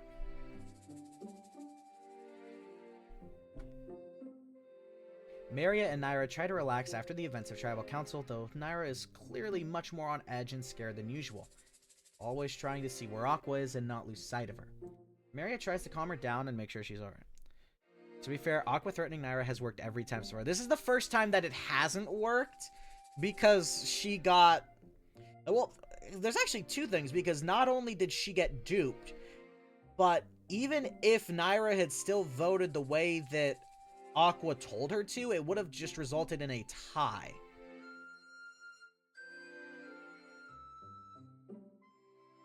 So, kind of two things worked against Aqua there.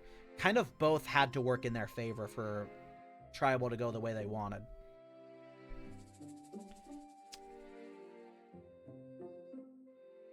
I'm terrified over here.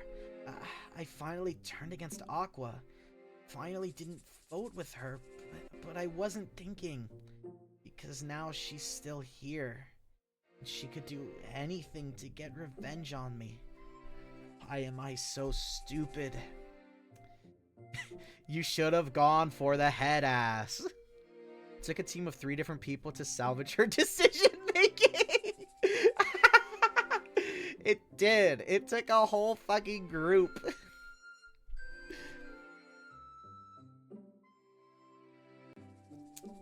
It got too comfortable as a heel. Time to go for that babyface run. As we're in day 19. I think there's a reward challenge. There is! As we are in for the next reward challenge of the season. Everyone loves reward challenges. The two tribes will race around a circular track in knee-deep lake water while carrying large sandbags that account for 20% of their pregame weight. The tribes start at opposite sides of the track and start running in circles. If a player drops out, they must pass their weight onto another tribe member. The first tribe to tag a player from the opposite tribe from behind wins reward. The reward will be a visit to a lakeside paradise featuring a coffee bar and a feast of delicious pastries. Definitely worth playing for, right guys? Of course, Minami will have to sit a player out to keep the tribes even. They choose to sit out Poppy. This makes sense. This makes sense. This is the first time we've seen Minami have to sit someone out. Crazy, crazy. And the winner of this reward challenge is the Minami tribe, winning reward. They win a trip to the Lakeside Paradise and a feast of coffee and delicious pastries. Whoa, crazy! Congratulations, Minami, winning an amazing reward. The Minami tribe enjoys their Lakeside Paradise and delicious feast of pastries and coffees together, all having a great damn time. This was, like, pretty nice. Super chill to hang out, and the coffee was delish. It's giving Sunday, you know? Chill day where nothing goes on. It's giving Sunday. We love when it gives Sunday. After getting back from camp, Poppy notices that Gigi's back seems pretty sore and suggests giving the Absol a massage. It's a bit of a weird offer, but Gigi takes him up on it. Poppy uses his body to maneuver the Absol's back and uses short pulses of electric charge to help treat it, which works very well to alleviate the sore back. And Gigi thanks Poppy profusely after. See, you can do massages and not be weird about it, King. Oh, did you think my charming skills were only used on women? Not the case. I am a charmer that believes in gender equality after all. Plus, being a salesman, you gotta know how to woo both sides at any time. Poppy is our bi king.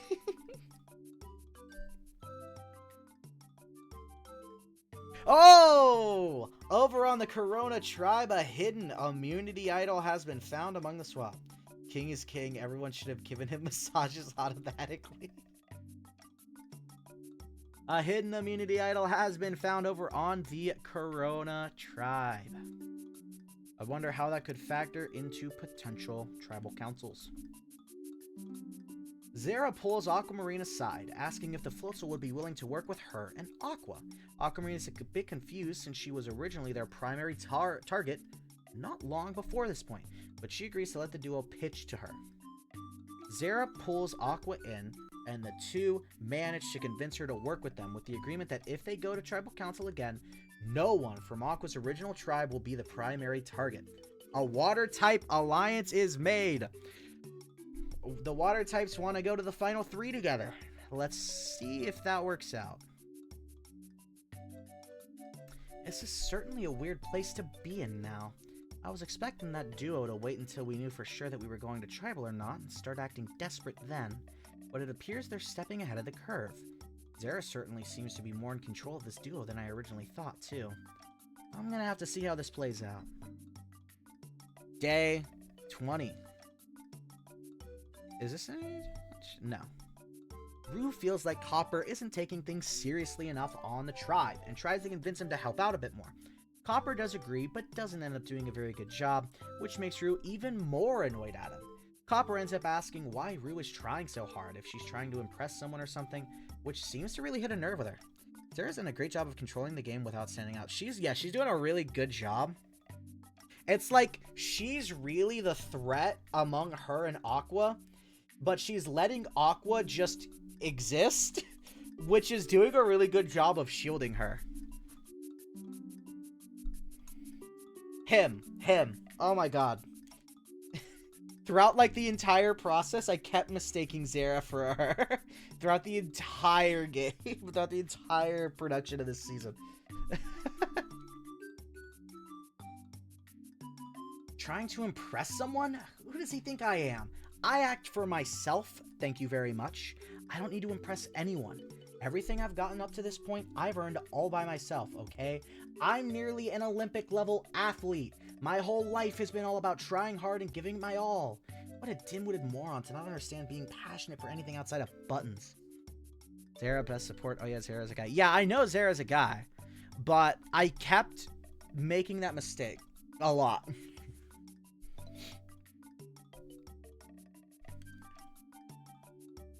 Alicia and Mama chat some with each other, while with Alicia liking how strong Mama is in challenges despite her size, and Mama liking how determined Alicia is when it comes to getting the job done. They grow a stronger bond the more they talk with each other, and even discuss the idea of making an alliance to try and reach the end together. Fanboy Vappy, I do like everything Rue's done so far as a character. That's fair. I like how this has been going so far a lot. Alicia's a hoot to holler with, you know? She's one hell of a fun riding partner, one I'd enjoy riding right to the final two with. But I gave my word to Aqua. The otter's my number one. If something happens to her, then Alicia's gonna be my ride or die. Just you watch. Meanwhile, over at Corona, Aqua and Zara discuss what to do come the merge, whenever that may arrive. Aqua thinks it doesn't matter, as she believes they'll be back in the same position they were at Old Corona, since all of their alliance mates on the other tribe would likely still align with them. They're probably in an even better position now that they have Aquamarine, who has her own lackeys. They can cruise through the merge pretty easily. I mean, you probably shouldn't assume, but yeah. War Otter seems a little too sure that our old alliance would just get back together at a moment's notice. I mean, I'd like to think that too, but anything could have happened on the other tribe. They could all be completely united and plotting to take War Otter out first, even. Sure, that's a bit of a worst-case scenario, but I'm just saying, not everything is as set in stone as she thinks. Zara's got that brain on his shoulders. Oh, yeah, this is... Aquamarine tells Mary and Ocelot about the alliance she made with Aqua and Zara, which seems to interest Ocelot greatly. He sees this as a good opportunity to get more numbers. He also thinks Aqua and Zara may just roll with whatever they say, since it's probably their only foothold in this game at this point. Aqua had to bully Naira to get her to vote on her side after all, so she probably wasn't well liked in the tribe. Maria points out that working with Aqua and Zara means that they'd have to vote out Naira if they want to go to tribal again, which she doesn't want to do. But Aquamarine just remarks that they won't lose the next challenge. We just won't lose, guys! You know, saying that has never gone wrong in the history of Pocket Survival. This is a really good opportunity for us in the game, but I don't know. I really like Naira. I don't want to see her go for the sake of keeping Aqua in. Hopefully Aquamarine is right, and we just end up winning the challenge. I don't want to have to make that decision. As we go into day 21 and the next immunity challenge of the season. This is the episode 8 immunity challenge, the last immunity challenge of this live stream tonight, because we're going to finish the rest tomorrow. So let's see how it goes. Both tribes start with everyone being tied. Oh my god! This is the second time this has happened. This is the second season in a row this has happened. I forgot to change the challenge. I forgot to change the challenge again. This is the second time this has happened this series. I did the same thing in Lugia's Reef. Oh my god. I can't think of one on the fly. Both tribes are given a giant puzzle. First tribe to complete the puzzle wins immunity. Losers go to tribal council where someone will be the 8th Mon voted out of Pocket Survivor the Cried on Badlands. Oh my god, I did not edit this at all. Minami, to keep the tribe's even number for the challenge, must sit a Pokemon out. They cannot sit the same Pokemon out in back-to-back challenges. They choose to sit out Flan. Everyone who has any liking for Naira gets backstabbed. Myriad Death Flag. No! Alright. Who wins the second immunity challenge of the swap? Let's find out. Minami wins immunity again, which means Corona will be going back to Tribal Council for the second time in a row.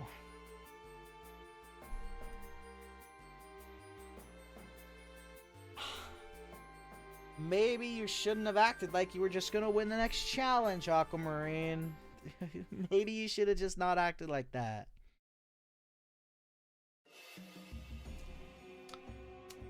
Alicia and Mama reunite to bring their alliance idea to light, with Alicia bringing Rue into the fold and Mama bringing in Gigi. Rue seems reluctant to work with Mama, but Alicia convinces her that this will work out for all of them and allow them to stay in the game as long as possible. Rue reluctantly agrees, and the four Mons come together as a new alliance. Both of my characters have survived the first stream. Oh, because both of your characters are on Minami? Sick! Good for you! I'm still not very sure about this whole alliance, but Alicia is my ride or die right now, so I don't want to leave her. But Mama, something about her just doesn't sit right with me. We haven't gotten along so long as I've known her, so I'm skeptical to throw myself into an alliance with her. But it's for Alicia, so I'll just go with it. Little does the alliance of Alicia, Mama, Gigi, and Rue know that Poppy had been stalking nearby and heard what happened.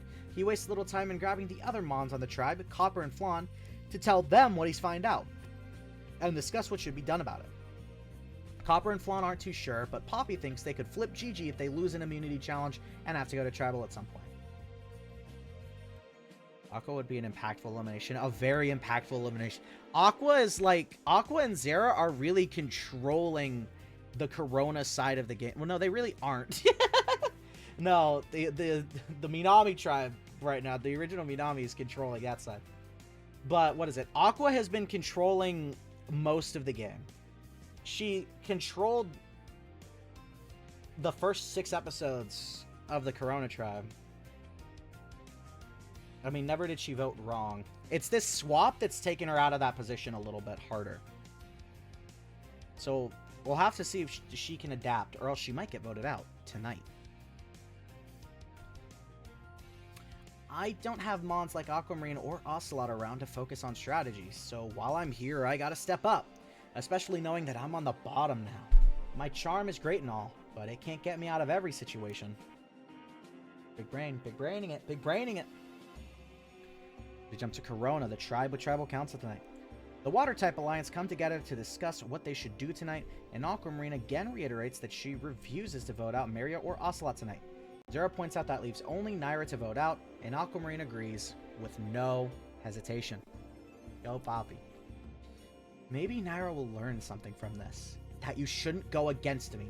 You shouldn't mess with me. This is my game. I'm running it. That leaves everyone else to fall into line as a follower or as a target. Naira chose to be a target. Don't think I'm done with Aquamarine just because I'm working with her now either. She may be a follower for now, but when there's nothing but followers left, someone's got to go first. Whew! That is a pretty badass confessional. Maria and Naira are relaxing in camp and talking about game, when Maria reluctantly admits that Naira might be going home tonight, even though she doesn't want to see her go. Naira is caught off guard by this and tries to ask for more information, but Maria just can't bring herself to say anything else on the matter. I might go out tonight, but why? What did I do to be going out? Unless, are they siding with Aqua? The Minami tribe meets out to discuss what to do tonight, caught between voting Aqua, Zera, or Naira. Maria tries to suggest voting out Aqua, but Ocelot says having her and Zera's votes once the merch hits would be great, especially since they're likely outcasts on their original tribe due to the bullying. Being a challenge threat makes her a great shield to use as well. Maria counters that Naira is a number 2, but not in a... Okay, Maria counters that Naira is a number 2, but not a threat in any way. And it seems really unethical to vote out the victim over the bully. Naira has only shown herself to be the worst ally ever. It makes sense. Doing yo-yo tricks, yeah! This is certainly a predicament we have to think on. It is down to a numbers game. One number, who has been a victim of mistreatment since the game first began, or two numbers, with one being a strong challenge threat and a cruel bully. This is going to take more thought than originally anticipated, especially since Aquamarine and Maria both appear to have contradictory opinions on the matter. You turn more times than Big Show.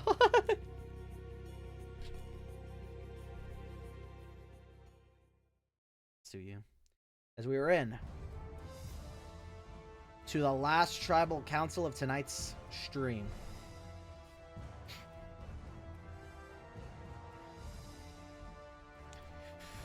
It is the 6 remaining members of New Corona at Tribal Council tonight. So, New Corona. 2 immunity challenges, 2 losses, 2 tribal councils. Counting the reward, you guys haven't even won a challenge since the start of the swap. Well, when you have 2 of the weakest mons in the game on your tribe, it's gonna be harder to win. Thankfully, something should be done about that tonight, if I have my way. We may be losing a lot, sure, but we're all trying our hardest. That's gotta count for something. It's still just not been enough time for us to gel well as a tribe, I think. Well, the swap did add the interesting dynamic of members from both tribes converging early. Now the question is, are the old tribes still important to you at all? I would be lying if I said they didn't matter at all. They have some level of importance, but if you're judging it solely by last tribal council, it's easy to see that some of us think differently. Yeah.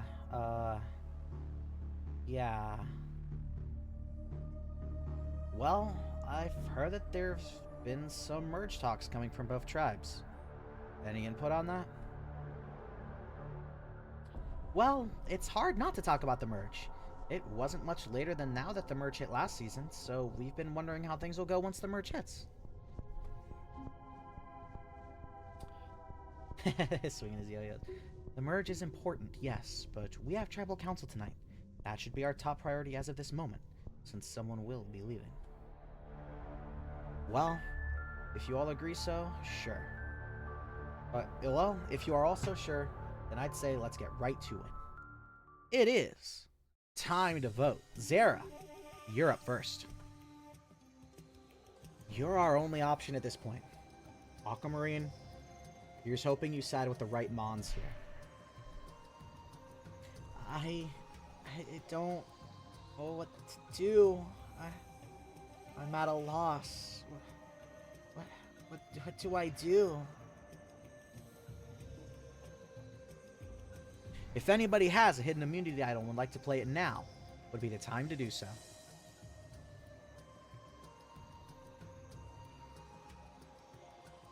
Alright, once the votes are read, the decision is final. Pokemon voted out will be asked to leave the Tribal Council area immediately. I'll read the votes. First vote. Naira. That's 1 vote, Naira.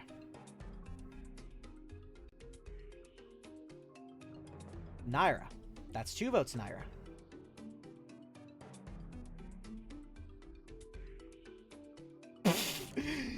Maria. That's 2 votes, Naira. 1 vote, Maria.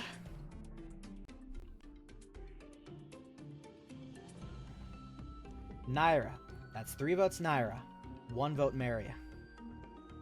No, we're not at the finale. We're just at the last tribal council for this stream. The rest is tomorrow. This is the finale for tonight's stream. Harry, you were so fucking confident. 8th Pokemon voted out of Pocket Survival the Koraidon Badlands, Naira. That's 4 votes. That's enough. You're gonna have to bring me your torch. Cue the celebration music. Stares back at the tribe in a quiet sadness. Naira, the tribe has spoken. It's time for you to go.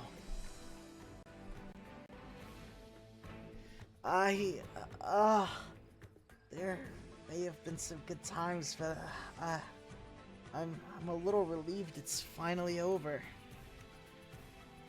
Cue the celebration music. The person that everybody has been wanting to exit since basically the start of the game is out at the last vote of tonight's stream. Naira is no more in this game. She's out. Until the Outcast twist brings her back in. Oh my god. No, that's it. There we go. That is the that's where we're gonna end it off for today. That is the last tribal council of tonight's stream. That is the end of episode 8. Sad we can't shit on Naira anymore next stream. I mean, Naira's submissive and agreeable act is no more. Naira did absolutely get a decent chunk of people out because of her more submissive nature. She really could not handle Aqua. She really couldn't handle Aqua. And that was her undoing in the end. Was when she finally got past Aqua. Her being a spyless bitch baby. Alright, so that is the end for tonight's stream. The rest will happen tomorrow. Episode 9 through 15, there are 12 Pokemon left. And, what is it? Going into next stream, there are... How many? I'm trying to remember exactly, because it was even Steven. There are 7 original Minami members and 5 original Corona members going into next stream. It was kept relatively even until the merge, where 2 original Corona members went out back to back. Other than that, yes, very even. We did not get Pukenga'd. Very enjoyable stream. Aqua would have respected her more if she did stand up to her. Maybe, probably. The Pukenga did not happen. We did not get a Pukenga. We did not get a Oolong situation. The game is relatively even going into stream 2. But yeah, that's it for tonight's stream. The rest of this will happen tomorrow. And I'm gonna tell you, I'm not gonna spoil anything, but I'm just gonna give a little taste. If you guys thought this stream was exciting, you have no idea what's coming next stream. Because I think, in my personal opinion, pretty much every tribal council, barring maybe one, is really exciting. I said at the start of the stream that I believe this season was, like, significantly better than Lugia's Reef. I think the pre-merge already kind of proved that, because the pre-merge was rocking on all cylinders. Are we at merge now? I'm not going to say. I'm not going to spoil, because we never know. We don't know. Because, what is it? In Lugia's Reef, when we got to the second stream, there was still one more pre-merge episode before we got into the merge. So there's no telling how much longer. The characters were a lot better this season, I think. I do believe the characters are much better. They showcase a lot more personality. The pre-merge was just firing on all cylinders. I think that King is probably my favorite pre-merge boot so far. Because he was just he played the social pariah game so well. He was just completely outcasted because of how shitty of a person he was. King was iconic. King is so fucking iconic. All of the Minami pre-swap tribals, all 3 of them went so unnecessarily hard. Like, it hurts how good they were. We had the tie going into a revo. We had the first successful idol play of Pocket Survival. We had the first idol play that canceled the most votes in Pocket Survival. And then we had the main Minami villain being voted out. King just had a really satisfying arc to, like, what is it? Minami's pre-swap was just really satisfying to watch, because it had the arc of, like, almost an entire season with, like, not really of an entire season, but like you get the idea. I think it was a really enjoyable arc to withstand, to watch. Free swap Corona. Obviously, a lot of people were probably annoyed by the whole Naira bits of it. Because most of free swap Corona was just yeah, most of the pre swap Corona was just Naira getting out her allies. And I think the one that hurts the most is probably Alexandra. Because I really liked Alexandra. I really liked writing for her. I loved her stories. And I really wanted to write more stories for her. But she went out like too soon, you know? It's unfortunate. I loved Alexandra. There are still a lot of people going into next stream that are, I think, pretty tops characters. Uh I mean, like, are there any like highlight characters that are still in the game that people are interested in seeing how it goes for tomorrow? Anyone have any specific characters in mind that they're thinking of when it comes down to that?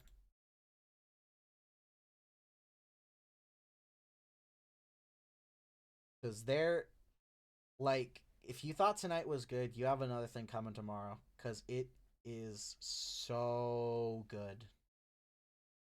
The rest of this season just fires off on all cylinders. It is a classic from beginning to end. It's so good.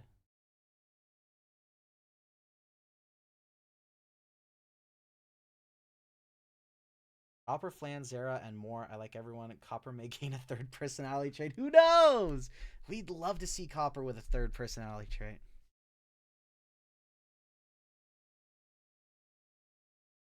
I will say, what is it? There is one character going into Stream 2 that I think does lose a lot of their steam and kind of like falls off, you could say. I'm not going to spoil who, but just know there is one character that the way the rest of their game goes, I'm not entirely satisfied with.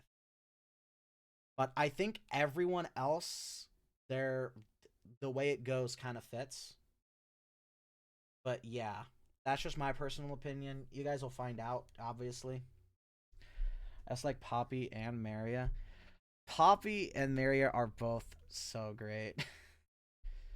I'm like really getting into Poppy. He's such a good character, and so is Maria. Honestly, again, I like almost everyone that's in this cast. It is a top tier cast. But yeah, we should probably stop for now. It's almost midnight.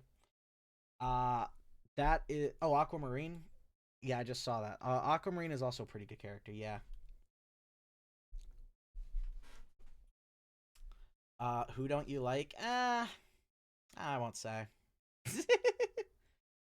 I'm not gonna say. I'll talk about it at the end of the second stream. I'll talk about it at the end tomorrow. But yeah, this was a really good first half of the season. I am really satisfied with how it's gone so far. But yeah, that is gonna be it for tonight. We'll finish this off tomorrow with episodes 9 through 15. Same time, 8 p.m. EST. Yeah. So that's gonna be it for tonight's stream. We'll continue all tomorrow. So thank you guys all for coming and tuning in. I'm gonna thank everyone that came and talked, which is in the Twitch chat it was Die and Apple. Outside of the Twitch chat it was Die and Apple also, but also Plum. There was Mist. There was a little bit of Red. Pretty sure there's more that I'm just not remembering. But yeah, we had a great time so far, and we're gonna finish this off tomorrow, and it'll be great. So yeah, that's it for tonight, and I will see you guys next stream. So until then, see you guys tomorrow. Bye bye.